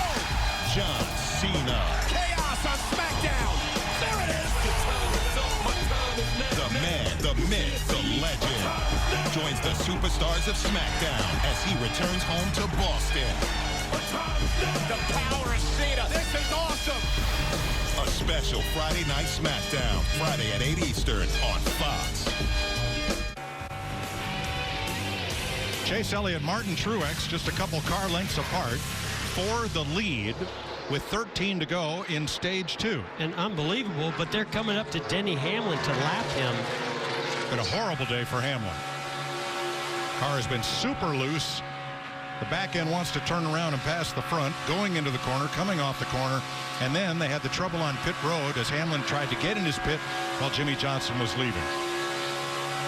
Now, Ricky Stenhouse has made his pit stop, but Brian Patty put only right side tires on the car, with just 13 laps then to go in stage 2. He was trying to keep Stenhouse on the lead lap, and he's done it.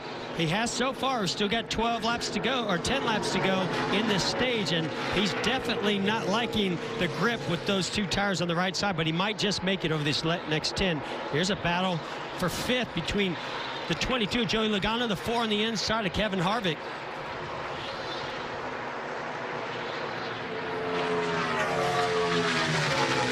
Now, Logano's teammate Blaney is up ahead of them in 3rd.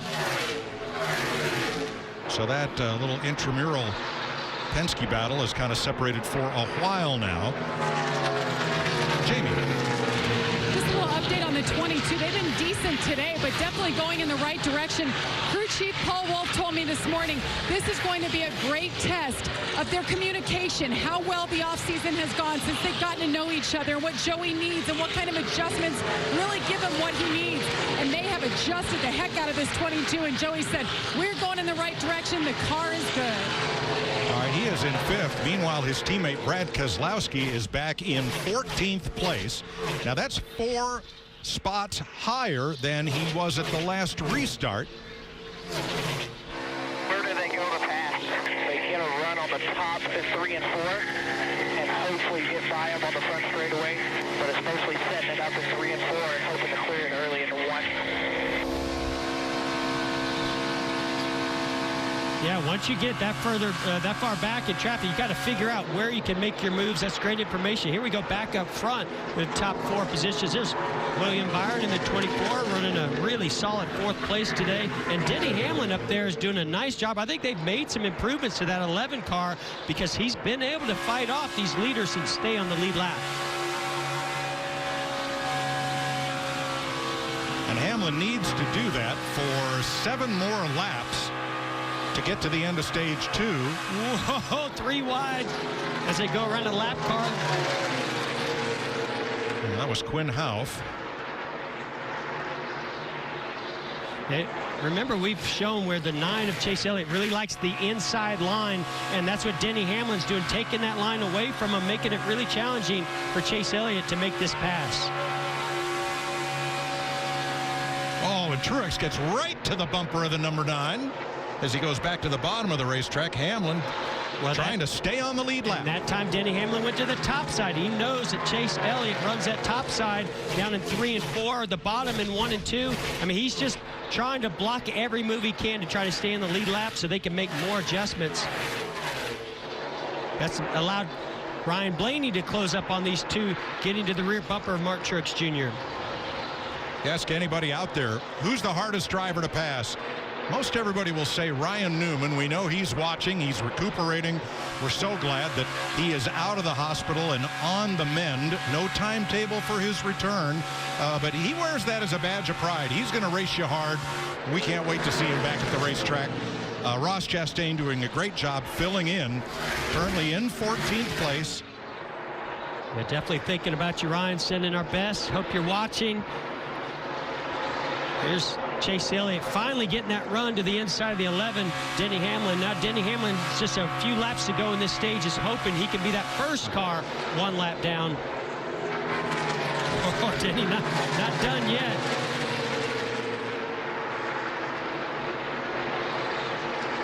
Now Chase Elliott has that preferred inside lane. And oh, he bobbled a little bit through the bumps right there. Had to check up. That's going to allow the 11 and maybe even Truex to get a run. Jeff, let him go. Because right now, with 2 to go in this stage, he's either going to be the last car on the lead lap or the first car 1 lap down, get the free pass. I don't see anything to be gained by pinning Hamlin a lap down right now. Well, the only thing you can gain is just trying to win this stage, and I think you feel like you have to pass the 11 of Denny Hamlin in order to win this stage. We'll find out in 2 laps. Truex, Blaney, Byron all closing in. Blaney hanging the back end out. Loose off of turn 2 on the inside of Mark Truex Jr. Only the stage winner gets a playoff nice point. Pass for the 12. Oh, we got an incident. Christopher Bell in the back straightaway. And caution is out. Loose on the bottom, got the right front. Can't tell anything else from here. Yeah, it's killed. I killed it. Sorry. So this will take us to the stage break as this caution is out for Christopher Bell. Christopher Bell was in 25th position before that incident. Look who's rolled up into the top 10. Don't count this guy out. Never count out Kyle Busch. So here's Christopher Bell. Yeah, just on the inside there, I believe that's Jimmy Johnson on his outside. We talk about getting loose through those bumps around that bottom lane. I mean, he does a heck of a job of keeping it from going around, but then it catches. He locks down the brakes. It makes pretty heavy. Oh, wow. You heard him say, I think I killed it. Well, that was a hard hit. Doesn't look like the damage is as bad as it really is. So the stage ends with Chase Elliott, Ryan Blaney, Martin Truex, Byron and Logano, the first 5. Stage racing in Las Vegas as they close to the end of stage 2. And yes, Denny Hamlin will get back on the lead lap in Las Vegas.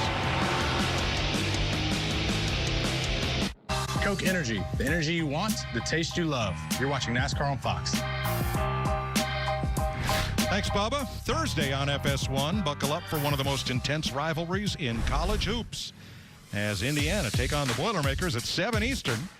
This classic Big Ten matchup is also available on the Fox Sports app. Stage 2 in the books here in Las Vegas. Chase Elliott has won them both. The first from Martin Truex, and this one from Ryan Blaney, with Truex a second and a third in the 2 stages so far. Ricky Stenhouse's strategy paid off. He is still on the lead lap, and Denny Hamlin will get the free pass and get back on the lead lap.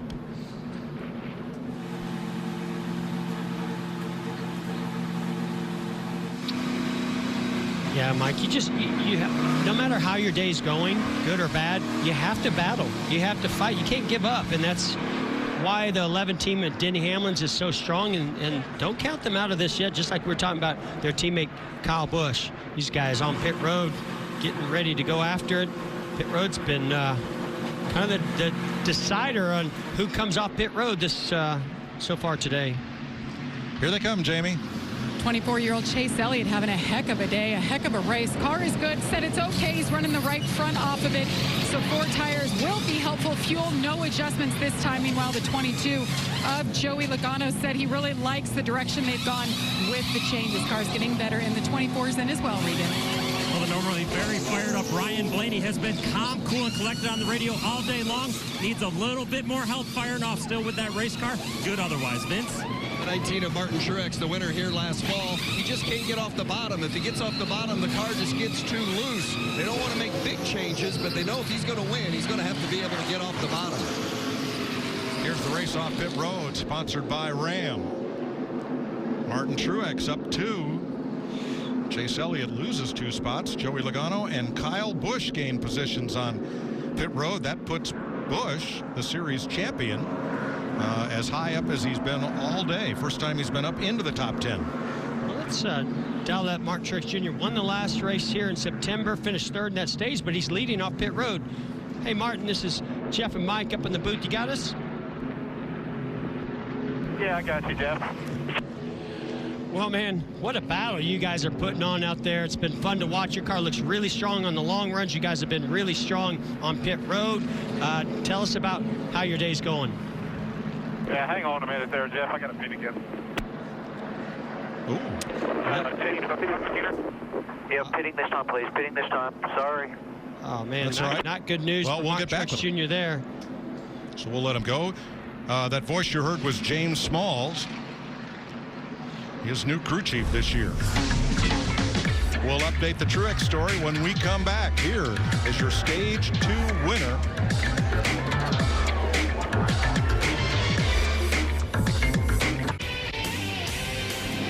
Welcome back to Las Vegas. Martin Truex had to come back to tighten left side lug nuts. They weren't sure they were all tight. And the crew worked fast because on their stop they were really busy. Look at the front of the car where it says Las Vegas, and a crewman has to touch a tire. He can't go over that wall or it'd be a penalty, and they save him. Yeah, that's why you wear a belt. Absolutely. But obviously that pit stop a little too fast for Mark Truex Jr. because they had to come back down and tighten those left side lug nuts. Going to lose some valuable track position. Here they come to the Geico restart zone to begin stage number 3. We're back under green. Oh, the Penske cars are gone. Whoa! They're gone, but now they're racing one another, and I thought that was going to turn around the 12 of Blaney as Logano went to the inside. Here comes Chase Elliott to the rear bumper. Going to go maybe 3 wide.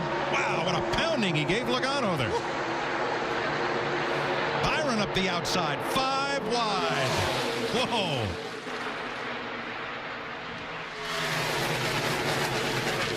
I really think that caught Blaney off guard. His teammate pushing him to the lead and then taking to the inside as they went into 1 and 2 to get the lead. And here comes Harvick. That is a wad of cars And the there. Hendrick teammates 3 wide with Jimmy in the middle. Oh, trouble, turn 2. John Hunter Nemechek sliding down to the apron. And cautions out. Catch your breath just for a second here. You're talking to me, right?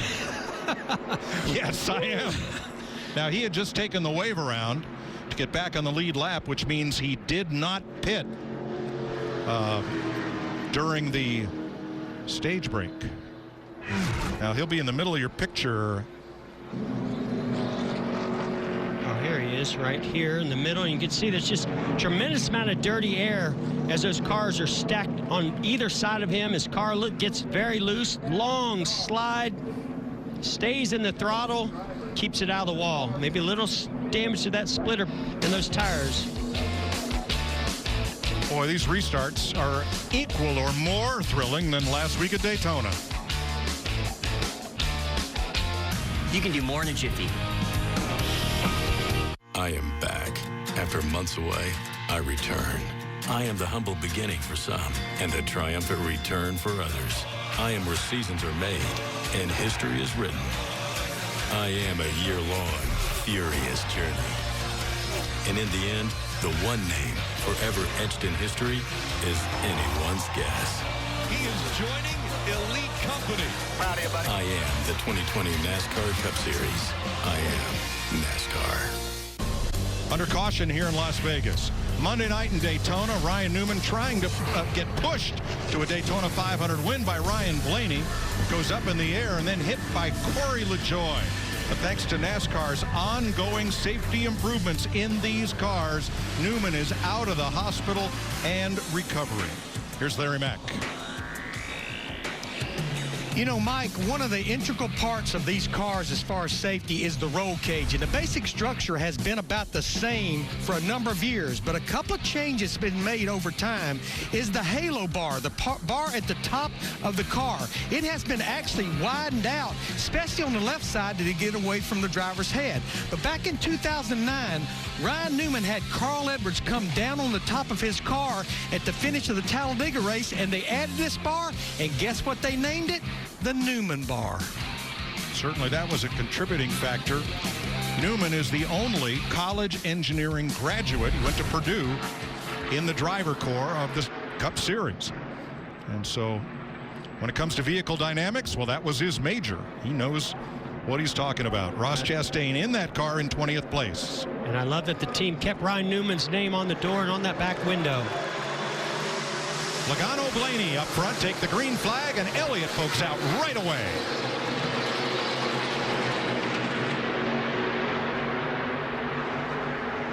That didn't work so well for Chase. I was going to say, that didn't work out well at all. Larson got a pretty nice run.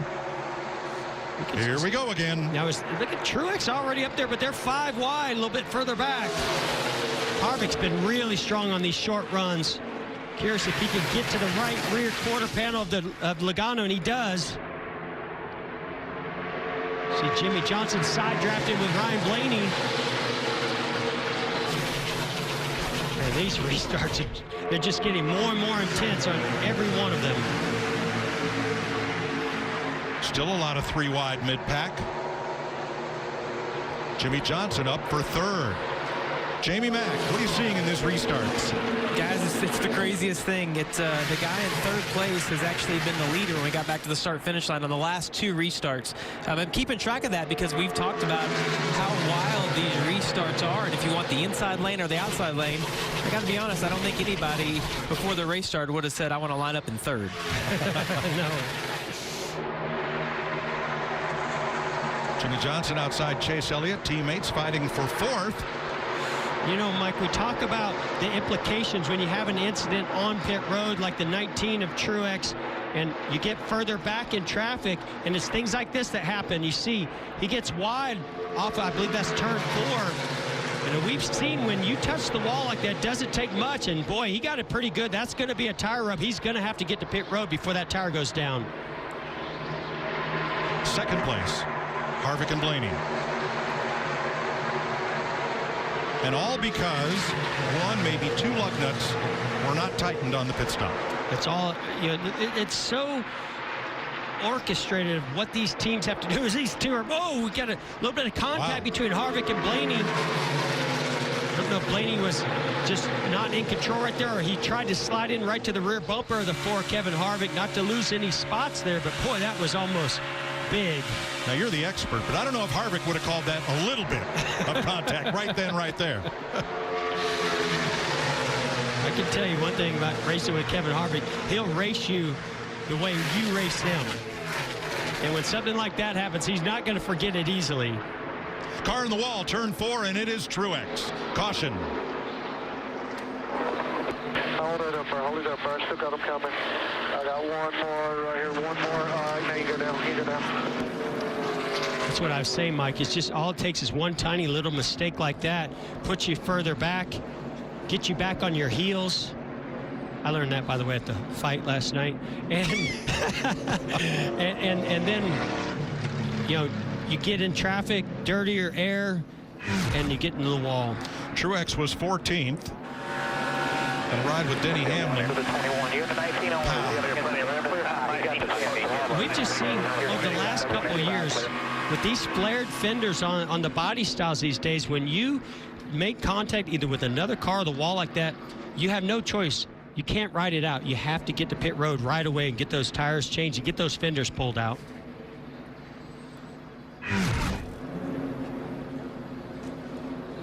Cole Custer will get the free pass. And that will give us 28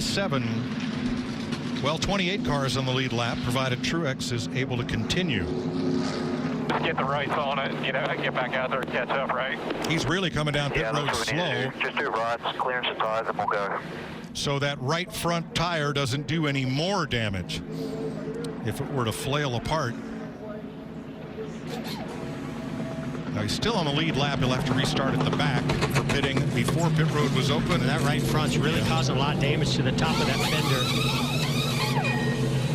Hard to get the car on that jack. Oh, look at them struggling just to get the car up to get it on the jack right now. So, guys, we've got 26, 27 drivers on the lead lap. We've only run about 5 or 6 laps. I would say if you're at the back, come on and get 4 more tires. Adjustments, if you're up front, stay out.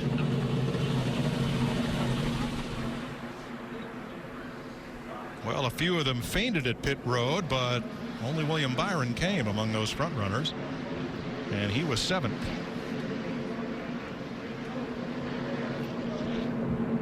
Jamie? 24 was far enough back. They decided, well, let's roll the dice and pit here, while the leaders ahead of him all decided to save a set of tires for later on, Matt. Greg Keselowski in the 2 car already over to the left side. The past 2 runs, the car has been on the free side, an air pressure adjustment on that deuce, Vince. Well, the 10 of Eric Almirola getting a chassis adjustment as well. They just haven't been able to find the sweet spot in that balance today. Remember, new crew chief Mike Bugaravich working with Almirola. Bugaravich, the former crew chief for Clint Boyer. A little tight in the box there, but Almirola is able to get it out. William Byron leads that group off pit road. However, 12 of the first 14 cars did not stop. Safety interliner does its job for Truex. 88 laps to go, under caution for Martin Truex, who banged the wall in turn number 4. time for today's Credit One Bank ones to watch, Jeff. Well, Mike, I've got my eyes on Kevin Harvick in that 4-car. Really strong on the short runs. We've seen how important it is to be fast on these restarts and maneuver through traffic. He's got 2 wins here at Las Vegas already. I think number 3's coming. Jeff, 7-time Jimmy Johnson, 4 wins here at Las Vegas Motor Speedway, but the last one, 2010. But you know what? That old 48, he's looked racy ever since he unloaded it on Friday. Larry, I got my eyes on the 12 car of Ryan Blaney. Crew Chief Todd Gordon won this race 1 year ago. Ryan has been so calm, cool, and collected on the radio. It's been smooth sailing for these guys. Guys, mine had to start in the back. It's been a slow climb to the front, but he's in the top 10 now. It's Kyle Busch, and clearly he's always one to watch. Boys, you don't have to win every hand, just the last one. Who's had the best long run speed all day? Chase Elliott. And those are your Credit One Bank ones to watch. And Jamie, next week you have a 15-minute hold for practice for failing to take a count.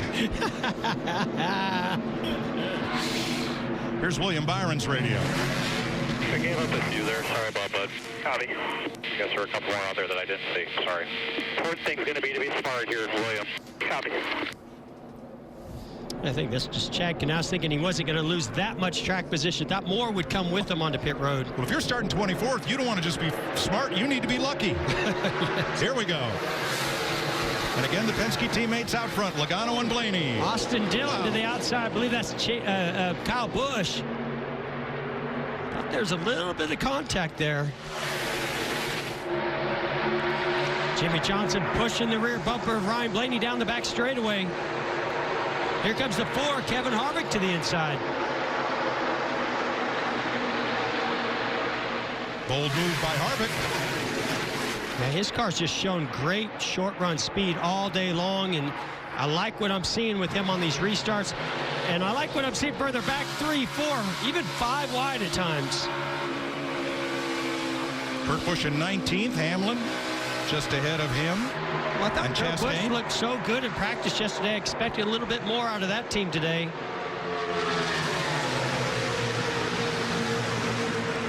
Ford, Chevy. See, Joey Logano was able to get to the outside of Jimmy Johnson going into turn 3. Here comes Kyle Busch. Do not count this guy out. Vince? The issue with Kyle, the car hasn't been horrible, but he's been back in the traffic and the dirty air, and he said, I think if we could get to clean air, we might find out exactly what we've got. Well, he's getting closer to clean air, and it's getting better the further up he goes. We've got a new leader, Kevin Harvick.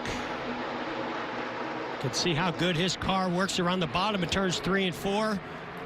Jeff, the question's going to be not how good does his car work, but how good for how long. Exactly, Mike. It just seems like, especially as we get to this stage, this final stage, you're going to have some long green flag runs. Here's a battle for third place with Joey Logano and Chase Elliott going to the outside. But we've talked, you mentioned it, the 9 of Chase Elliott's been so good on the long runs. That 4 car, but don't count out Rodney Childers and Kevin Harvick making that car better for the longer runs. Hendrick Chevys 3rd, 5th, and 6th.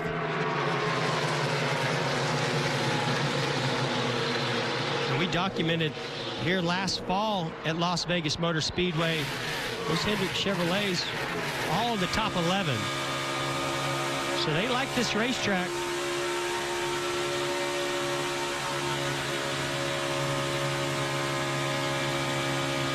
Never heard the throttle crack one time on board with Jimmy Johnson. Oh! Contact between Logano and the 9 of Chase Elliott. There has been a lot of incidental contact today. Where you're just threading the needle, because if you can side draft off of another car, that's what helped you clear the pass. So right here, Joey Logano's coming up. We saw this similar thing happen with the 4 car on the rear bumper of the 22 of Logano at the beginning of this race. I don't know if he was trying to touch him, but he definitely was trying to pull him back by dumping that air on the rear spoiler. Jimmy Hill has gone to the garage. He'll be the first car out of the race. 80 laps to go. Kevin Harvick 30.50 last time by, and that was class of the field.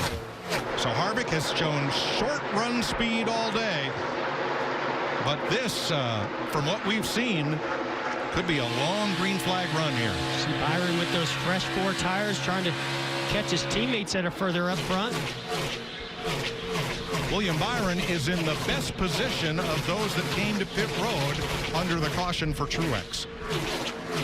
If this goes long green flag, at this stage of the race, this is going to pay off big for that 24 team and those others that came in and got tires. Well, they have 15 lap fresher tires than the drivers who are in the top, mostly top 14. And I got to say this about Goodyear. I like the tire they brought here. We saw some wear on those left fronts earlier in this race, but now the rubber's laid down, not seeing that as much, but it has fall off, making it a fun race and fun for strategy of whether you come and get tires or stay out. Denny Hamlin now 16th behind Chris Buescher. So certainly that car is better than it's been most of the day.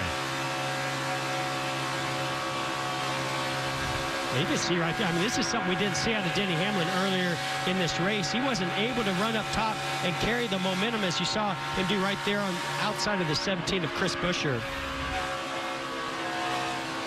This has been a good race for the Richard Childress cars. Rookie Tyler Reddick is 13th, and Austin Dillon is up into the top 10. Regan. Well, all day long, Austin Dillon's been pleased with that race car. His biggest Achilles was turns 3 and 4.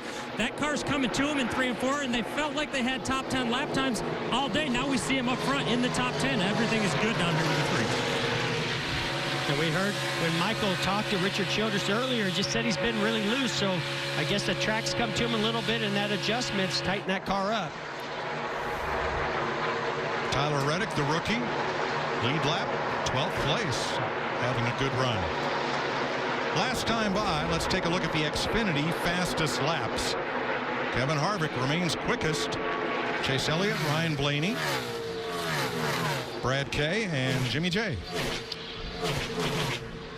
Yeah, almost throw a blanket over those guys. I mean, other than Kevin Harvick being out there in clean air, putting together a really strong lap. Now, we're just going to keep watching this 4-car. He's stretching his lead right now. Earlier in this race, he talked about lap 8, 10, maybe 12, where that car started to get loose and start to fall off.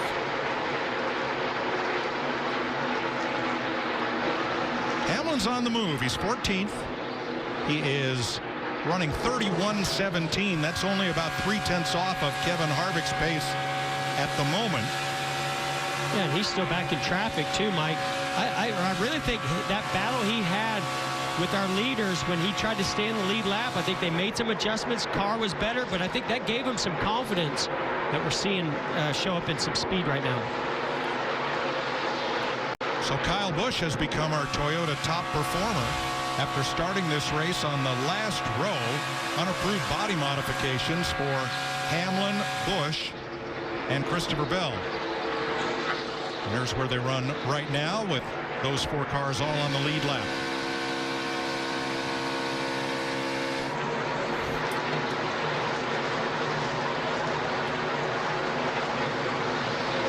And now it looks like Kyle Busch losing pace just a bit, Vince. Well, they just don't have any grip. That's been the issue for Kyle during this stretch of the racing. They just don't have the grip that he needs to be able to lean on to make the passes, as you see him work up on the 3 and look to the outside of Austin Dillon, but just don't have the car that he needs to be able to take to the front.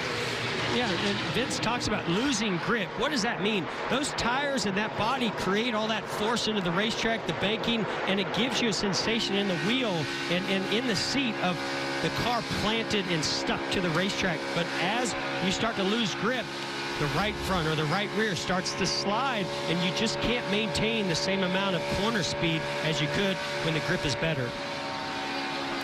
Matt DiBenedetto, Jeff, is trying to shed the underdog role now that he's with the Wood brothers. He's never had a top 10 on a 1.5-mile speedway, but he could get one today in his first 1.5-mile speedway drive for the Wood brothers. 71 laps to go in Las Vegas. You'll see it all as we go Fox side by side. As a caricature artist, I appreciate what makes each person unique. That's why I like Liberty Mutual. They get that no two people are alike. And customize your car insurance so you only pay for what you need. Almost done? What do you think?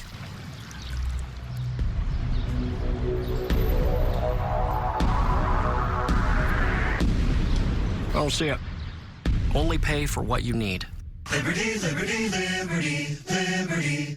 There's a company that's talked to even more real people than me. J.D. Power, 448,134 to be exact. They answered 410 questions in 8 categories about vehicle quality. And when they were done, Chevy earned more J.D. Power quality awards across cars, trucks, and SUVs than any other brand over the last 4 years. So on behalf of Chevrolet, I want to say thank you, real people. We're going to need a bigger room. In 1979, Jiffy Lube changed everything by providing the first convenient oil change service. Millions of satisfied customers later, we're still who you trust. Jiffy Lube. You can do more in a jiffy. At Outback, Steak and Lobster is back. Oh, no, it's gone. Phew, it's back with lobster mac and cheese. It's gone again? Oh, it's back with shrimp now. Steak and Lobster starting at only $16.99. Hurry in before these 3 are gone again. Outback Steakhouse. Oh, this is brilliant. Millions of fans agree. Duncanville is a hit. I'm the new kid on the block. Cool, yeah, I want to see that. Fox Animation Domination strikes again. Hang on, Junkie. Mama's gonna Days of Thunder it. When was the last time you saw a movie?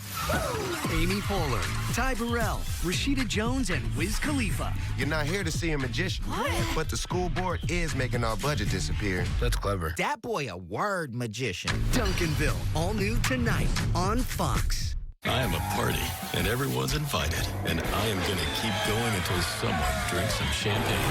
I am the NASCAR Gander RV and Outdoors Truck Series. From our aerial coverage provided by Goodyear. Chase the possibilities. Unlock discovery at every turn. Goodyear. More driven. You saw the pass for the lead, and all day, Kevin Harvick has had the best short-run car in the field. But as the laps run along under the green flag, other cars have more pace. Just like that 9 of Chase Elliott, Ryan Blaney up front. Goes by Kevin. It's like they just hit a cliff, Mike, and fall off of it. I mean, that 4-car of Kevin Harvick is so good for about 10, 12, maybe 15 laps. So, Larry, could that be part of Rodney Childers' strategy, hoping for a caution in the last 20 laps? Well, it could be, Mike, and I just was actually looking at strategy. In all the teams and drivers that pitted back at lap 163, we went racing with 101 laps to go. So I think what they'll do, Mike, they'll split this stage in half, which means somewhere around lap 215, that opens that window. Now, those that just pitted a few laps ago, they may go 10, 15 laps further, but definitely I think they're going to split the stage in half if you did not pit that last time. Thanks, Larry. So the first 5 cars pitted on lap 163. Keselowski and Byron at lap 178 among the top 10. And for the lead, here comes... Whoa! Man, that was so close. See Ryan Blaney trying to close the door on Chase Elliott. Chase Elliott not lifting one bit. And remember, guys, off the racetrack, these guys are buddies. I mean, on the track, they're fierce competitors. Boy, they'll have something to talk about tonight. As long as it doesn't get any worse than what we almost saw there, yes, they will. But, boy, that 9 car is just so good on the long runs. From the Goodyear blimp. See the big run, momentum off of turn 4. Chase Elliott turns down to the bottom.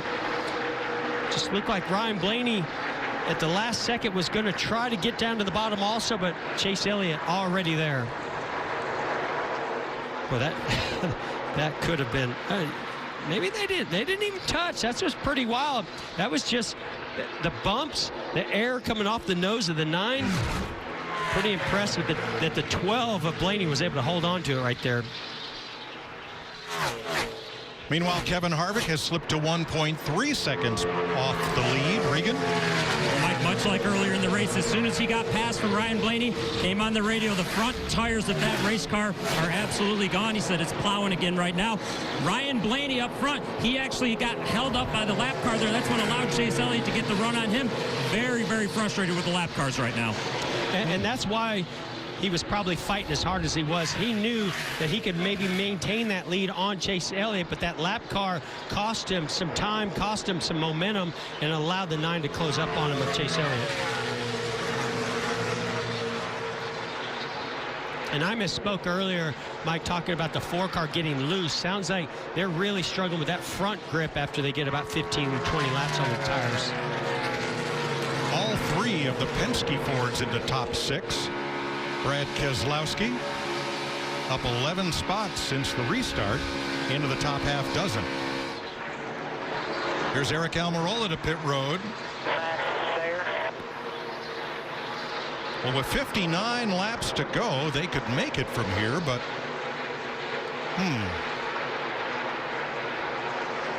pit window's open. He's the only taker so far. Well, and we've seen where if it's going to go green for a long ways, hitting early can definitely help you out, Vince. Well, it is a 4-tire change, 4 tires and enough gas to get them to the end. As you said, Mike, they can make it from here, but it's a little bit earlier than what you might have thought we would have seen Almirola come to pit road. But that's the gamble they're going to take and see if it pays off, having some trouble on the left front. 7th place. Now, William Byron, remember, has 15-lap newer tires than his teammate Alex Bowman in the 88, and it shows right there. Yeah, you see Brad Keselowski, one of those others that also pitted at the same lap as William Byron, both of them coming forward. Here's Kyle Larson on pit road. And he's in that same boat of having older tires. I guess this is the reverse of the Ricky Stenhouse strategy in stage 2, where he stayed out as long as he possibly could. And again, it goes back to like Larry Mack's trends, and they see long green flag runs typically happen in this final stage in the closing laps of this race. So I think short pitting is going to benefit you.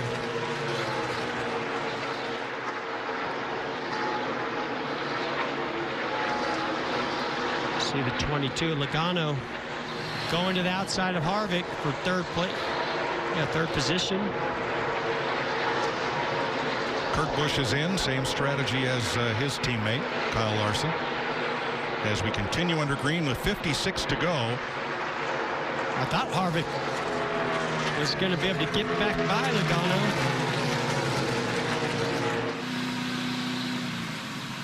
And here's the older of the Busch brothers in for his stop.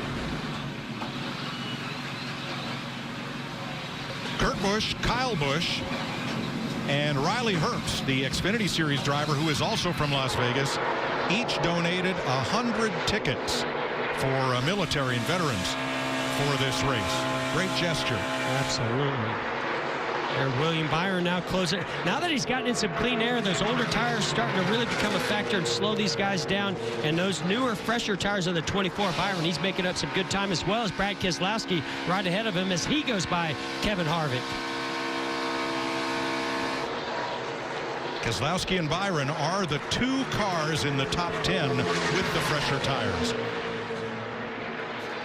Yeah, there are some guys, as you point out there, Mike, that did come in and take fresher tires, but have not really been able to make much out of it, as we see Chris Buescher on pit road in his pit box. Setting up for 4 tires for Buescher. So let's review with our top 10 and show you when they were last on pit road. Only Keselowski and Byron came in when Martin Truex brought out the caution at lap 177.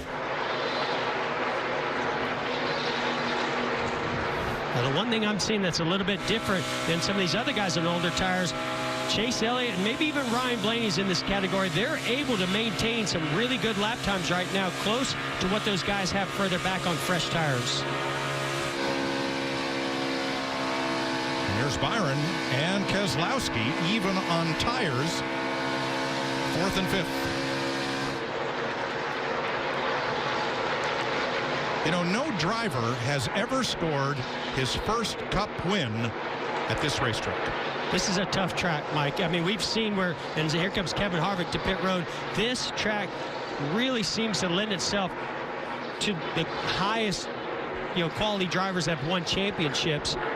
Those teams, I think it's a team effort, a pit road effort, a driver effort. It's just the combination of those championship caliber teams and drivers seem to be the ones that win here. Well, let's just not tell that to William Byron just yet. Brigham. Poor Carl Kevin Harvick has been back and forth on adjustments all day long, still not able to find what they need to make this car have long run speed. Obviously short pitting right here with the hopes that maybe they can make up a little ground here. Jamie?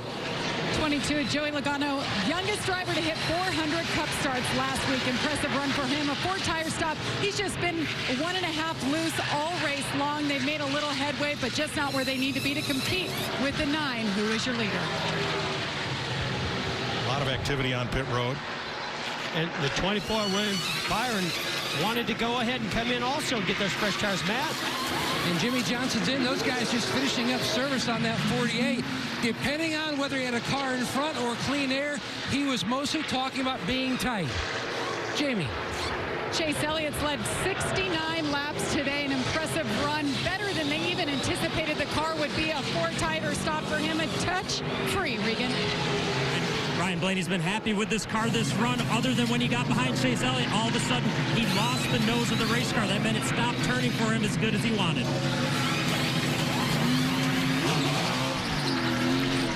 Guys, I like what Chad Knaus did with William Byron right there. Even though he had an advantage with fresher tires, he made sure he didn't let the rest of the field get the jump on him with fresher tires. So he bought a lot by pitting a while ago after everyone stayed out, but I think he kept tempo by pitting with them right there. I think that's a great move right there.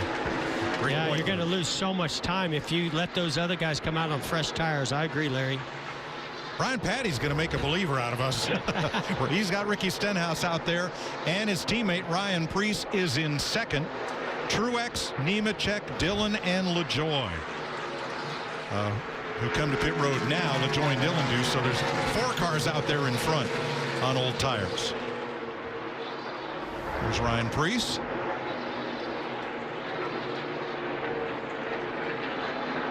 And we're under caution. Chase Elliott flat tire. has a flat. Left rear. Let's watch from the Goodyear blimp.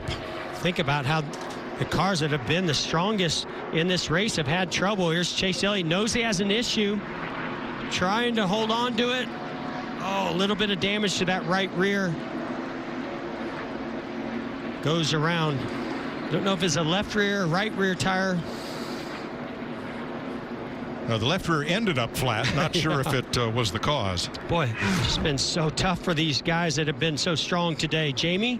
They were so strong all day long. Alan Gustafson, crew chief, said, man, I saw it flat on the left rear. Did you hear me say it? And then he felt it, and you saw what happened. He tried to save it, but that pit crew was pumped up right before the last stop. They all fist pumped around like, this is it, guys. This is our win today. And unfortunately, he's back in the pits. Oh, it was, Jamie. He was on the way to a win.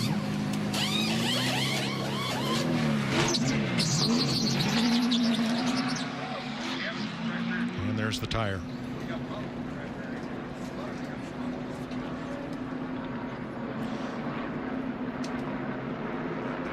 Little damage from the wall on the right rear corner. And with pit road closed, we'll remind you another huge weekend of XFL football gets started Saturday. The Seattle Dragons face off with the St. Louis Battlehawks. Saturday at 5 Eastern on Fox and on the Fox Sports app. 46 laps to go here in Las Vegas. And then about an hour after our race ends, yesterday's rained out Xfinity Series race will resume with the start of Stage 2. And you can watch that on FS2. If you don't have FS2, you can use your FS1 sign-in to watch on the Fox Sports app.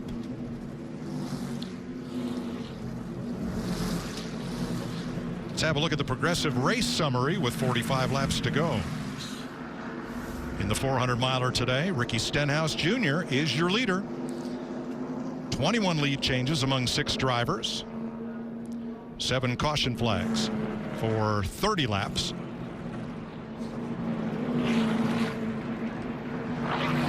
And we listened in on Kevin Harvick. So it seems like to me every time I have a caution, it picks the rubber up. And then when it picks the rubber up, it wears our left front tire too much.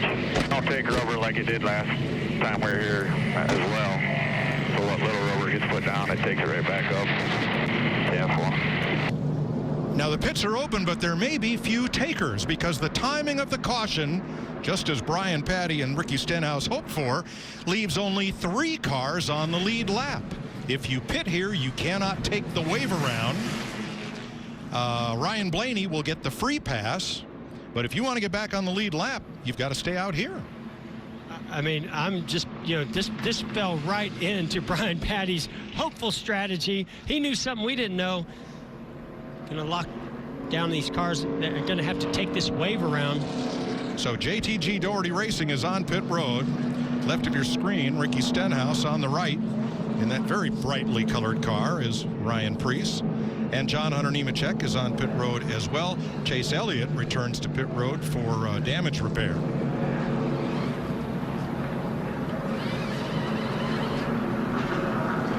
So that means only 3 lead lap cars are going to have new tires for what's bound to be a wild restart. They've been so wild all day long. How about a little restart 101 with Jamie McMurray from the Charlotte studio.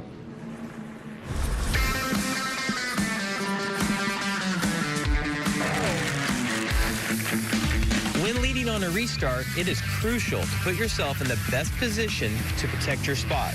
But how do you know which lane to choose? Well, much like real estate, it's all about location. Are you on a short track or road course? It's pretty easy. Take whichever line is preferred in turns 1 and 2. If you want to be low, take the inside. If you want to be high, take the outside. Simple as that. On super speedways, you need to keep an eye on your neighbors. Which drivers will be lining up behind you? A driver that's willing to work with you or one that can push you will help determine this choice.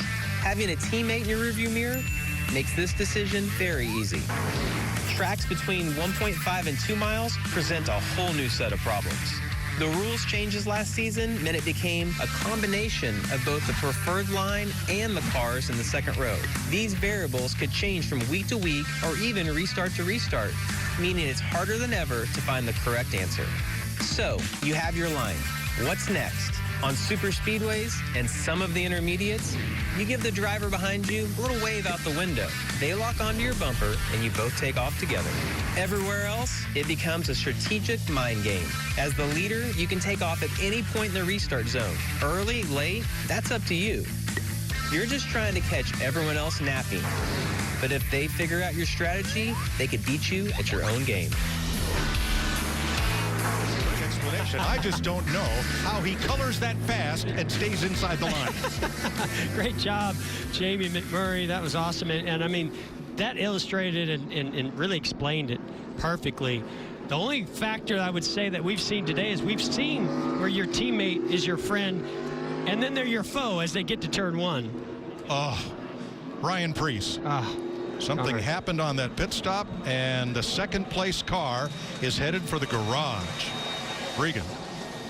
Well, we saw Ryan Blaney coming off pit road right there. Nothing to lose for these guys. They got the wave around. That's going to allow him to start back up with the leaders after he took these tires. They used that opportunity to put a little tape on the nose of that race car. Should give him some downforce, maybe a little more speed. Jamie? Well, we found the culprit for Chase Elliott's cut left rear or flat tire. This is what a valve stem is supposed to look like. This is the one that just came off of his car. Many factors can lead to this being knocked in. This one was actually knocked off. The pit crew found it. It snapped in half, and that was the difference between winning and losing this race today. Yeah, a lot of times what happens is you're changing those tires. If that car takes off or the gun hits that valve stem, it can break it in half, and then all the air is going to leak out of it. I'm not even going to count. I'm just going to tell you 25 cars took the wave around because that's how many are left that are not on the lead lap. Nope, more than 25. We had Stenhouse, John Hunter Nemechek, and Ryan Blaney, who was the free pass car. And sadly, Ryan Preece, who was in second place, is now in the garage and out with 42 laps to go. Everybody else will come around and line up on the tail end of the lead lap behind those 3 or 4 cars. but without the advantage of fresh tires that they have. Well, and give some credit, Ricky Stenhouse Jr. And Brian Patty, as well as John Hunter Nemechek and his crew chief Seth Barber. They've been playing this strategy all day long, hoping it would pay off and get some track position. It finally just did. Now, let's see what they can do with it. So we will restart with 25 lead lap cars, and about 5 of them at the back and 3 of them at the front. 3 of them at the front have fresh tires. Now, Mike, I'm just wondering, you got a bunch of veterans right behind these guys. They're looking at that yellow stripe on that rear bumper. John Hunter Nemechek, he has his work cut out for him to keep those guys behind him, especially Joey Logano, who's on his rear bumper. We've seen how aggressive he can be and has been already today on restarts. But John Hunter has fresh tires. Joey does not. Will that make a difference? Well, I mean, I think it's a good, I don't know if there's a big enough discrepancy in those fresh tires for these other guys. We're about to find out. Stenhouse, Nemechek, here we go, green flag.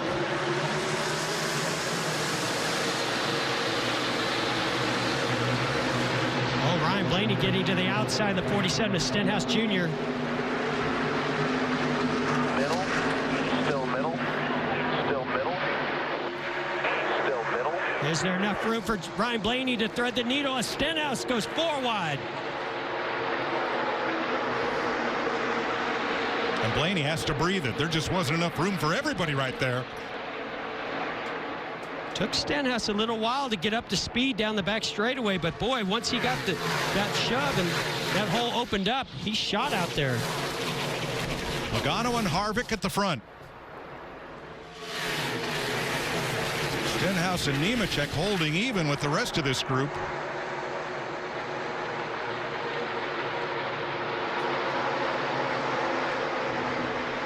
Byron with a run on the bottom and Keselowski going to the top.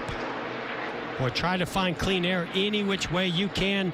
We've seen how out of control these cars can be when you're tucked in right behind somebody and that spoiler's punching a huge hole in the air. Kurt Busch has pitted, and so is Ross Chastain at the tail end of the lead lap.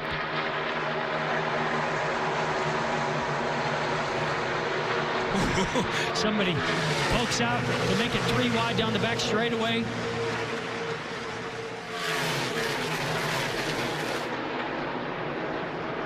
Byron still charging on the outside. With Keselowski and Byron.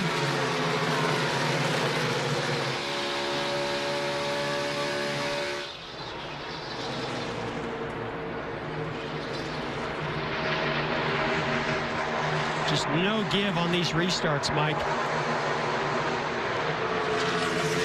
Now the third place car is Ryan Blaney. Is there an issue there, Regan? Well, he thinks he's got a tire rub on that race car right now, Mike. They looked at it. The tire, the Goodyear's rubbed off of the tire, and there is a little bit of left rear fender damage on that race car from the restart. Yeah, Regan, that's one of the big fears that all these drivers have on these restarts is they're 3 and 4 wide, and it's getting so intense that all it takes is the slightest bit of movement in a 3 or 4 wide battle to cut down one of these tires. Crossover move on his teammate Denny Hamlin by Kyle Busch. Fighting for 13th. And up front, Harvick with a run. You can see the damage right behind the left rear. That's going to affect the aerodynamics, but did they make contact with somebody else and cut that left rear tire down? So far, so good. 6th place. Byron and Nemechek.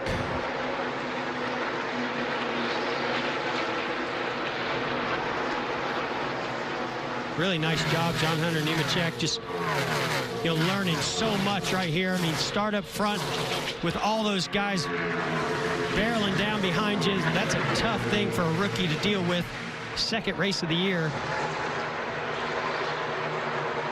DiBenedetto having a really solid race today. So Nemechek and Stenhouse started up front. Nemechek has settled here in 7th behind DiBenedetto. Stenhouse has settled in 4th place. Yeah, he's doing an excellent job, Ricky Stenhouse Jr., maintaining in that 4th position, taking advantage of that strategy and that caution that paid off, that worked out for him. Pretty impressed also with Brad Keselowski. that he's been able to improve his race car throughout this day, because he was not a top 5 car earlier. Watch for Jimmy Johnson on this replay as he gets up and into the yellow paint. Ooh. And we saw similar thing happen to the 19 of Mark Truex Jr. earlier. Is this something that could cause too much damage and cut that right side down on Jimmy Johnson? Boy, that looks very similar to what we saw earlier with Mark Truex Jr. Matt? And Jeff, as soon as that happened, his pit crew put fresh tires up on the wall just in case he had to dive down pit road so they wouldn't cut a tire down and have a day like Truex has had. Jimmy racing Kyle Busch here for 11th place. Going back to Kurt Busch and Ross Chastain. The reason they both pitted was they bounced off each other on the restart. A lot of contact. They each felt it out for a lap. Neither car working well. They came to pit road. They're both 1 lap down. And that's a smart call. You hate to do that, but that would end your race in a hurry. Boy, I just wonder what's going to happen here with Jimmy Johnson. It doesn't always take smoke inside the car for you to think that that tire's cutting down. I mean, we saw how quickly it happened with the 19 of Mark Truex Jr. earlier.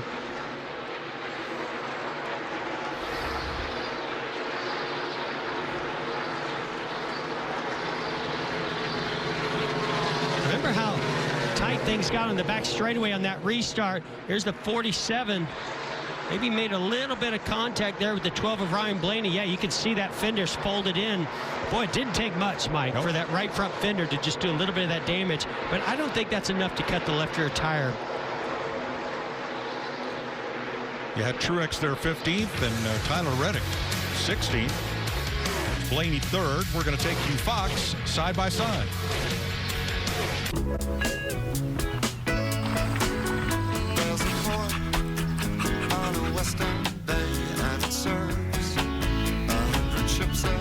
If you build a truck tough enough to pull this much forward, you better make sure it's smart enough to back it all up.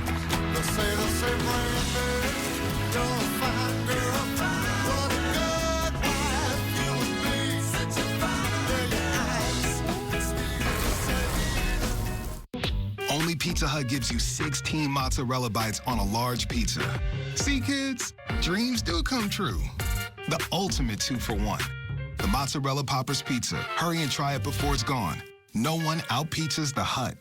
I've got new Mountain Dew Zero Sugar with the same refreshing taste as the original, but without any of the sugar. Here's Mountain Dew Zero. I am thirsty. Friday. You gotta be kidding me! We will finally see him again. Hit the trumpets! And here we go! John Cena. Chaos on SmackDown! There it is! The man, the myth, the legend joins the superstars of SmackDown as he returns home to Boston. The power of Cena! This is awesome! A special Friday Night SmackDown, sponsored by Progressive. Friday at 8 Eastern on Fox.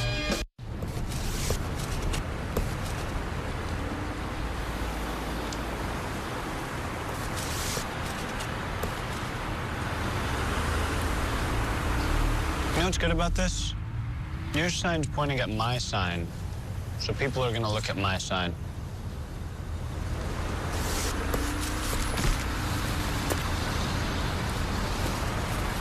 Switch to Progressive and you can save hundreds.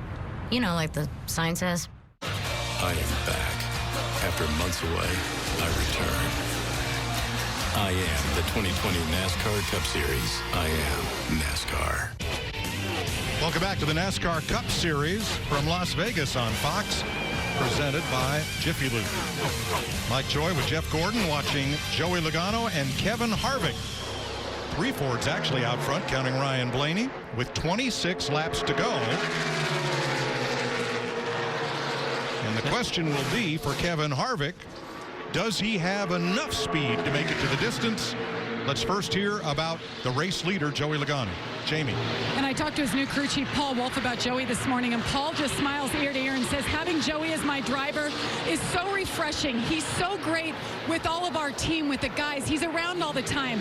And when it came to setups, for this track. He said, Joey said, do whatever works for you. Paul Wolf on the right won this race with Brad Keselowski 3 times in the past. So Joey was open to trying something new. So together they have 4 wins, but today they're trying to win their first race together. And Jamie, I got to think that right now the guy that's smiling the biggest is Roger Penske, because he's looking like a genius. If you look at, we're first and third with Blaney, his other teammate, and Keselowski in 6th with all those crew chief and team changes. The captain turned 83 Thursday.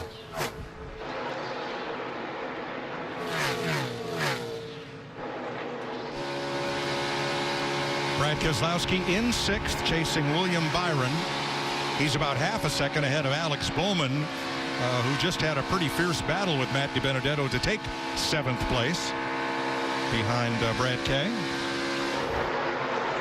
Jimmy Johnson still going strong, even though he made contact with the outside wall. So far, so good on no tire rubs or issues with those right side tires. I got to kind of laugh. Oh, here's a great battle between Keselowski and Bowman. Bowman trying to get to that left rear quarter panel, try to side draft Keselowski to get position into turns 1 and 2. Bowman was the fastest car on the racetrack last lap.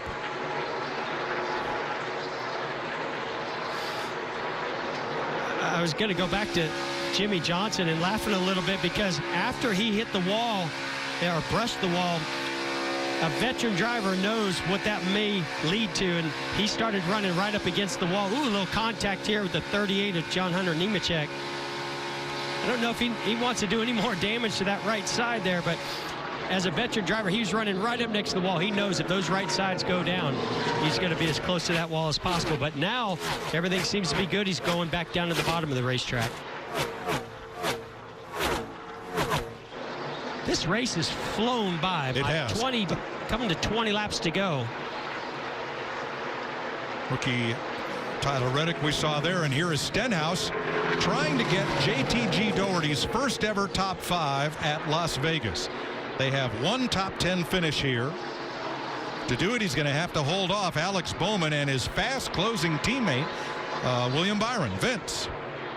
Such a big year for this team. They brought over Ricky Stenhouse as their driver, Brian Patty as the engineer. Mike Kelly came over from Roush as well. They believe they have all the pieces in place to be competitive, even though they have less than 100 employees, a third or a fourth of some of the big teams like Gibbs and Penske and Stewart-Haas. But they still believe they can be competitive, and they're showing it again here today. Thanks, Vince. Battle for second. Harvick trying to hold on to second. And Blaney, knowing what we know, that Harvick fires off quickly at the start of a run, but has not yet shown the speed at the end of a run that he's had at the beginning.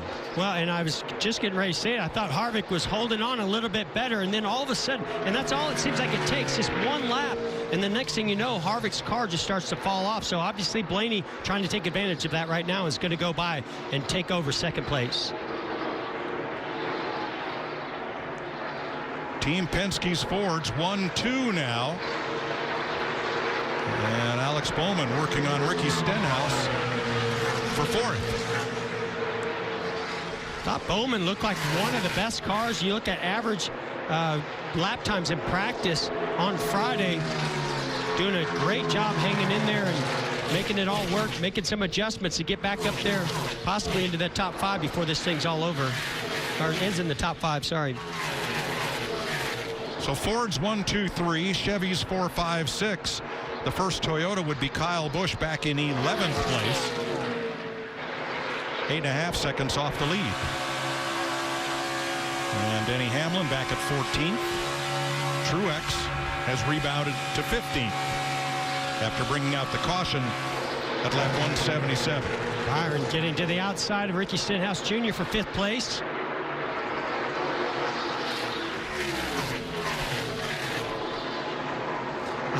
Ricky Stenhouse Jr. just never goes down without a fight. Still maintaining as he stays to the left rear quarter panel of William Byron.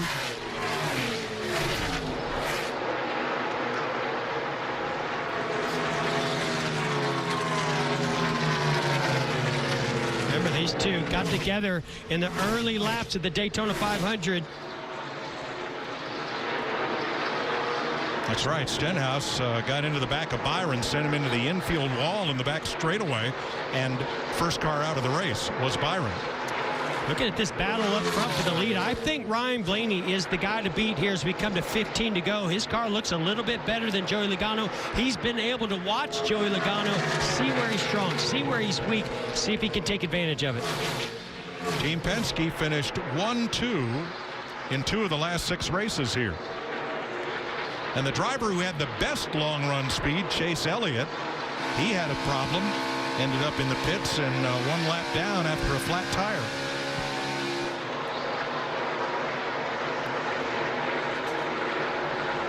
I love how Blaney's using that high lane. You've got Joey Logano working the low line.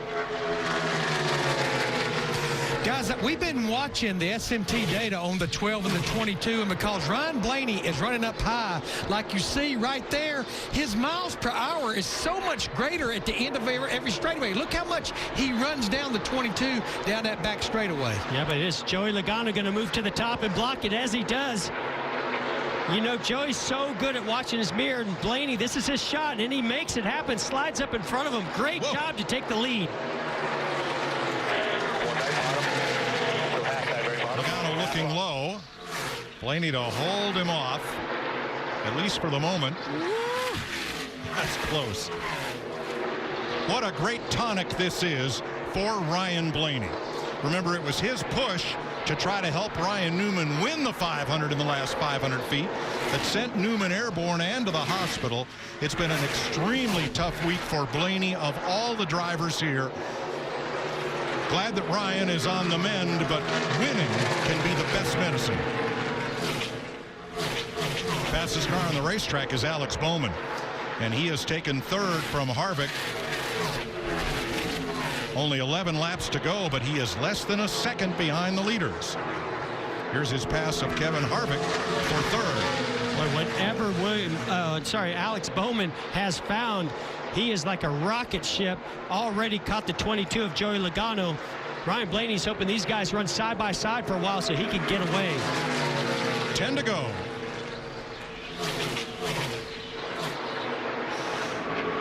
Let's see, Logano goes to the bottom. Tries to disturb the air behind him to slow down the momentum of the 88 of Bowman. And Joey's got to be on defense now. 10 to go, 2 Penske Fords up front, and a Chevy Camaro filling his mirror. Well, and he ran the high line, got past for the lead. Now he's got Alex Bowman. He's trying to figure out what can he do to keep Alex Bowman behind him. And even in this situation, he feels like maybe I don't have a shot at winning. Now his role goes to a different mindset. How can I make sure my teammate at Team Penske wins this race? 7th place, right of your screen, Matt DiBenedetto. Getting past Ricky Stenhouse after they ran side by side for a lap or 2. Here we go for 2nd. Saw Bowman got a great run off the top. Goes to the bottom, clears Joey Logano easily. He's going to slide up in front of him. Now, what can he do? 9 laps to go. 8 laps to go. Got to put a big block on Joey Logano. Bowman is 8/10ths back with 8 to go, and that gap is staying pretty constant. 4th place, William Byron passing Kevin Harvick. And Chevrolet's looking really strong here at the end of this race. We saw how strong Chase Elliott was earlier in this race on those long runs. Now his teammates, Alex Bowman, William Byron coming on strong. What every lap car, every decision you make, low, high, middle, getting the car over the bumps, it could come down to that absolute final lap or final corner of this race. Bowman 6/10ths behind. Jeff, that has got to be agonizingly close to look at that car out in front, so close and yet so far. Well, I don't know what's more agonizing, being in second, looking how close you are to the leader. Turn 2, car around, back straightaway, big slide, caution. Ross Chastain. Oh, he was having such a great day. Straight right there, straight. Luckily, just flat tires. You can, the leader's 10 back. Now he's got to try to stay on the lead lap with those flat tires, not tear up any fenders. Boy, now things get interesting, Mike. Well, you talk about a race playing into somebody's hands. Has this race just fallen right into the 4 cars lap? You mean the guy that I picked? Yeah, the right? guy that, because of those short runs? Yeah, the guy that you picked. But here's where I want to go to our crew chief, Larry McReynolds, because 5 to go. Yes, these tires are older. I would imagine these guys are going to come down pit road, but just somebody risk it. Well, Jeff, we got 23 drivers on the lead lap, and there's 35 laps on these tires. I think you're going to see some stay out here because you're only going to go back racing with 3 or 4 laps to go. I agree. It's, what do you call it, Larry? A mixed bag we're going to see. But, boy, you saw Ross Chastain, just car gets loose right in the middle, turns 1 and 2, and goes for a big slide. Remember what I said? When to hold them and when to fold them.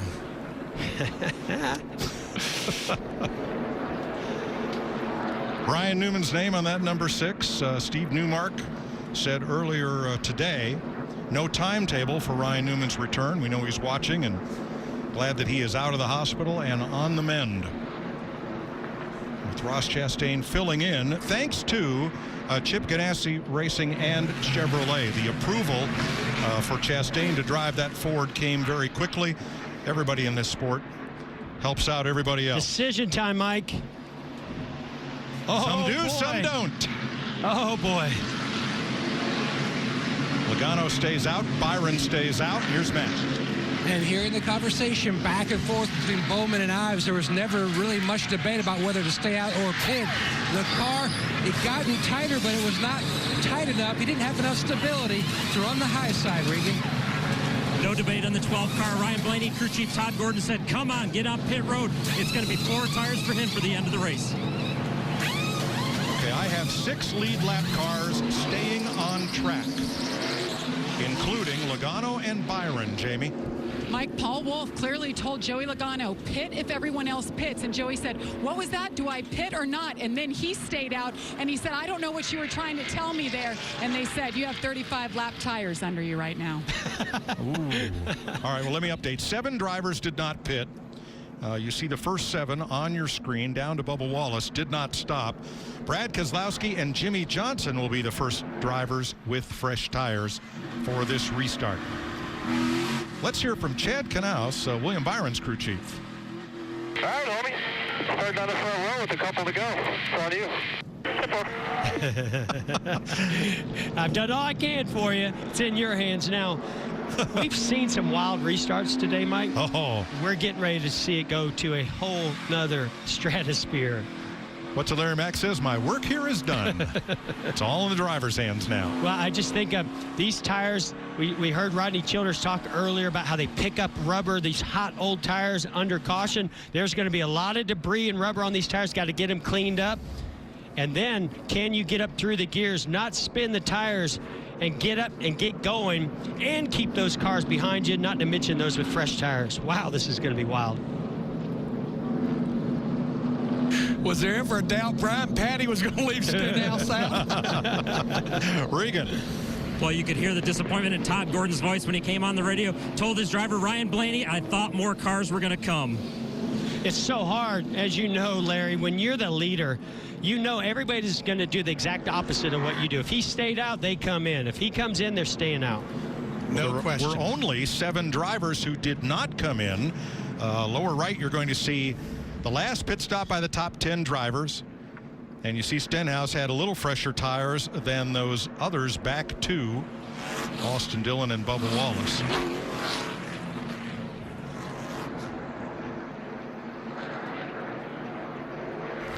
To me, one of the toughest places to be on this, Mike, is that those first 2 cars lined up without new tires, because you're just a sitting duck. Watch Keselowski, Johnson, and Truex fire out from the middle of the pack because they are the first cars on brand new tires. Yeah, they just got to get past that start-finish line. Then you're going to see them fan out 4 or 5 wide for sure. Now, we are not in overtime, even though they will restart with 2 laps to go. We are still within the scheduled distance. How about that big stack of chips you got? Where do you want to put them now? Oh, my goodness. But the fans are standing up. They know this is about to be one heck of a show. 2 laps to go. Is this the final restart of the day? Green flag. Logano. Big push from Stenhouse. Byron. A little bit of help from DiBenedetto. 3 wide. DiBenedetto goes inside of William Byron. Oh, tire rub. They made contact.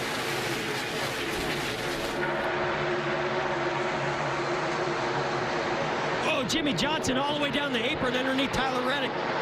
Wow, what a move. Turn 3. Austin Dillon dives it into turn 3. He is 4th. Stenhouse 3rd. Stenhouse. DiBenedetto battling behind Logano. Here they come for the white flag from Credit One Bank. Oh, tons of contact. Trouble. William Byron backing up through the field. There was contact among several drivers, and we are under caution. The race is not over. I think that tire blew on the 12 of Blaney with heavy contact and damage.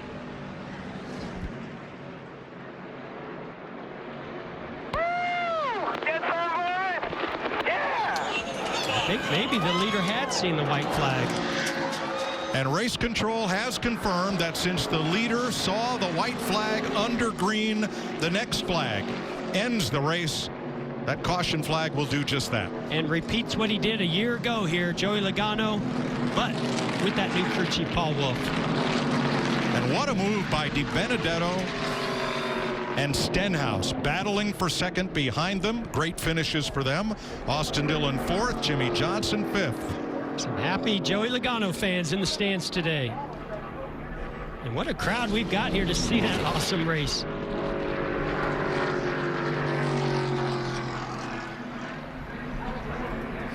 "22 races since his last win at Michigan in June. 24th career win for Logano. He's now won a race in every one of the last 9 seasons. Keeps that trend going, Mike. Past champions winning here in Las Vegas. So true.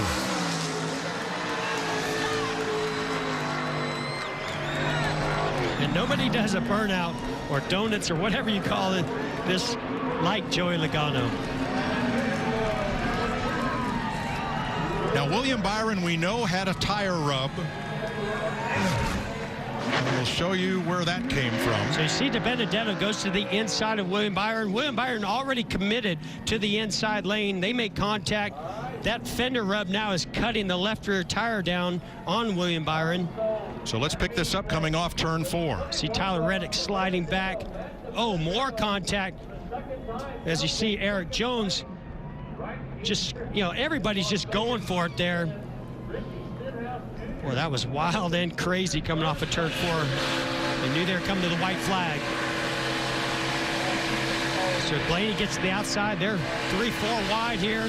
Eric Jones comes up, squeezes William Byron into the 12 of Ryan Blaney.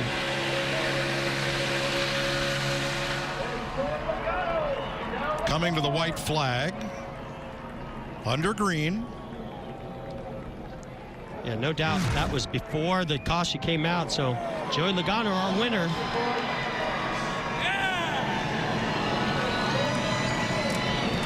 Well, I count about 6 drivers who are going to be happy leaving Las Vegas, and they're in positions 1 through 6. Everybody else, not happy. I saw a lot of drivers going to be angry with other drivers when we leave Las Vegas. Yes. Vince Welch. Well, how about that? A little bit of miscommunication there coming to that last stop, kept you out there and it paid off. What were your thoughts as that restart was about to begin? Not really sure if we were supposed to stay out or come in. I wasn't sure what I was supposed to do, but boy, we fought hard for this one today. Man, what a battle between Blaney and I and Chase Elliott, the 19 earlier in the race, and then to see this finish with Matt finishing second is a great day for Wood Brothers and for Team Penske. So, man, nothing like winning the Pennzoil 400 in front of this amazing crowd with this awesome yellow car right here in the front. Oh, man, this is a huge win, and nice to kick off the season with a W. You got a huge push from Stenhouse on the restart. Was that the difference? Yeah, it really was. You get a good start like that, and I watched him. He pushed me, and then he shoved me ahead, which was great. And then the block on the 24, that was the winning move. I was able to get down in front of him. and then be able to separate myself a little bit from the field. Clean air was going to be key with old tires. If I got swallowed up by a couple cars, I was just going to fall backwards really quick. So being able to get that clean air, secure that, and man, this is great. Get back in victory lane. And your first win with Paul Wolf, one to remember. Yeah, it is. It really is. I mean, he's done such a great job, and it's been fun getting to know each other and. Boy, with the whole team, you know, pit crew was amazing today. I think we gained a spot every time, at least. So I'm proud of the effort that everyone's put in over the offseason to come out here and the start of the West Coast swing and get one of those cool stickers right next to my name on top of this car. Well done. Thank you.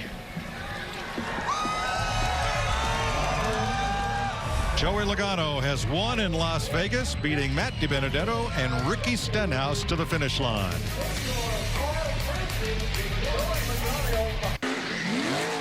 Welcome back to Las Vegas. Joey Logano is your race winner. Aerial coverage provided by Goodyear. For those that push the limits of possibilities, Goodyear, more driven.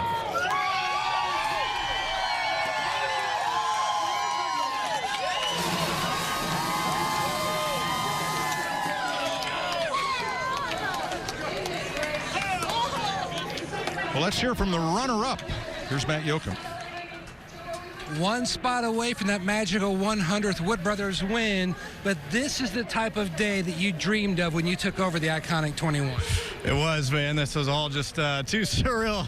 Tough to be that close, but hey, this is only the second race of the season. So it just shows the strength of this team. It's so cool to have the backing of all the people that allowed me to drive this thing. It took so many people. I mean, Motorcraft, Quick Lane, to be driving this iconic car is so cool. And Menards, you know, and Paul, I know you're watching at home and proud, and can't thank him enough and that whole family for this opportunity. Ford, power under the hood is always good. I'm glad to be having that Roush Yates power under the hood. But man, this whole team, Greg Irwin, all of them, we recovered. It wasn't pretty at the start, but man, they did an excellent job. I'm so happy to be working with this team, the fans. Thank you all so much. The journey's been pretty cool. Thanks, Matty. Thanks. Ricky Stenhouse Jr. with a brand new team this year. Last week at Daytona, it's the pole. This week, you lead 31 laps. Mix it up, you finish third. But tell me about when you guys stayed out, that option to stay there. What were you thinking? You know, Brian's just really good at calling races, and he apologized for that one. That one backfired on us, that second run. We got good track position, and then we stayed out a little too long and gave up that track position. So then we were fighting kind of all race to get it back up, and he went long again, and it paid off with the caution. And our Kroger Camaro was good. It wasn't perfect by any means, but we know what we need to work on now, and it was cool to get a good solid run in this Camaro for everybody at JTG Doherty Racing. I got to thank Hungry Jack, NOS Energy Drink, and everybody that works hard on this car. So far, so good. 2 weeks. We've been fast last week. We weren't bad this week, and we know what we need to work on, and I know Brian and the boys will tune it up. Came in with a strategy. It worked out. It brought it home third. It did. Best Las Vegas finish there for Ricky Stenhouse. Matt D matches his best Cup finish, and Joey Logano celebrates in victory lane with the headset on. Joey, they say in Las Vegas you'd rather be lucky than good. I'd say today you were both. Maybe a little bit. That caution at the end was something we needed to have, and being able to, eventually, stay out there, get the clean air, take that clean air is a huge deal for this whole team, and being able to win the race that your sponsor is sponsoring is such a big deal. And obviously with Pennzoil and Auto Trader and Ford, the Roush Yates engines that built this thing. Unbelievable car. I want to say hey to my wife and son at home. They're not able to come all the way out here to the West Coast Swing. It's a little long flight for them, but man, I wish you guys were here and celebrating with us. But we're still going to have some fun, drinking some Coca-Cola and having a good time here. Hey, Joey, we saw an incredible race today where there was long run speed from some cars, short runs from others, and then these wild restarts, 3 and 4 wide. How concerned were you on that final restart not only from getting a push from Stenhouse, but these guys that took fresher tires, or what all chaos was going to break out. Yeah, like I said on the start-finish line, I needed clean air. I needed to get to the front. If you have clean air, that's enough to overcome the tires. And, that's what we were able to do, get a good push from Ricky. And it kind of pushed me out a little bit. And then I saw, I didn't see. TJ told me up in the booth, or in the spotter stand, to, protect the bottom. 24 was coming, made that block. That was key. And then Matt made a move on him to get to second. So once they did that, I was able to separate myself from the pack to where they couldn't draft me as much down the straightaway, and then just be able to run a couple smooth laps until you get to the checker flag. All right, go celebrate. Congratulations. We will. Thank you, guys. Joey Logano probably raced his teammate Ryan Blaney hardest of anybody he battled all day. More to come from Las Vegas. Congratulations to Coca-Cola Racing family driver Joey Logano for his big win today in Las Vegas. Well, about half a dozen drivers leave happy. We mentioned Logano battling his teammate Ryan Blaney, who unofficially ends up 11th. Here's Regan. Well, tough position for Ryan Blaney to be in at the end of the race there. The leader, seems like it's so difficult to make the right decision to pit or not pit. What was the view from your perspective? Yeah, I mean, you said it best. It's a lot of people just going to do the opposite of what you do. And, some guys stayed out, some guys took two, and that's the way it goes. So that's the crappy part. Didn't want to see the caution, obviously, with 8 or 9 or whatever else to go, 6 to go. Thought we had the race won. The 88 was coming, but I felt like we could have held him off pretty easy. But just the figures. But can't thank Pennzoil and Menards enough and Ford for what they do. And I was really proud of the effort we made today on getting our car better and having a pretty good car at the end of the race. Hopefully we can carry that forward. Thanks for talking to us, Ryan. Lots of Ryan Blaney, who unofficially is 11th. The Xfinity race rolling to the grid to resume where they left off after one stage yesterday in the rain. A thriller here in Las Vegas. Joey Logano, the winner. Let's send it to Charlotte. Thank you so much, Mike. Yes, what a thriller it was, especially in those closing laps out there at Las Vegas. Hi, everyone. I'm Shannon Spake, Larry McReynolds, and Jamie McMurray. And, coming into this race today, guys, we use the word unknown, right? You guys have used that since last season, but one of the words that we used was unknown. We know now one thing. We know that the pairing of the new Penske crew chief and drivers, Joey Logano and Paul Wolfe, getting it done for the first time. Congratulations to those guys, by the way. 24th career win, snapping a 22-race winless streak, which dates back to June. And then, as I mentioned, Paul Wolfe on top of that pit box. So one of the unknowns is answered, Larry. Well, the other unknown would be, when I look at these top 10 finishers, is this even remotely close to what we would have picked as top 10 finishers? But I think some of the front-running cars having some issues, especially on restarts. And then, obviously, the strategy when that next to the last caution came out all over the place.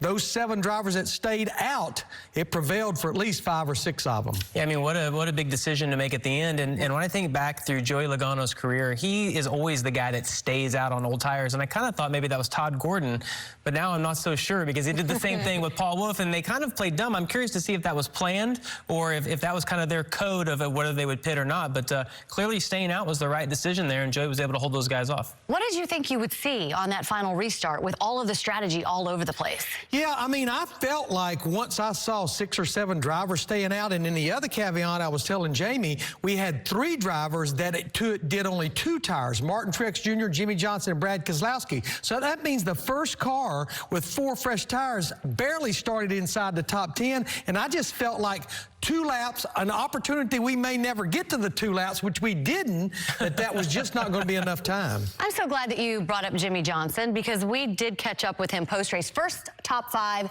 since last July at Daytona. He's with Matt Yoakum.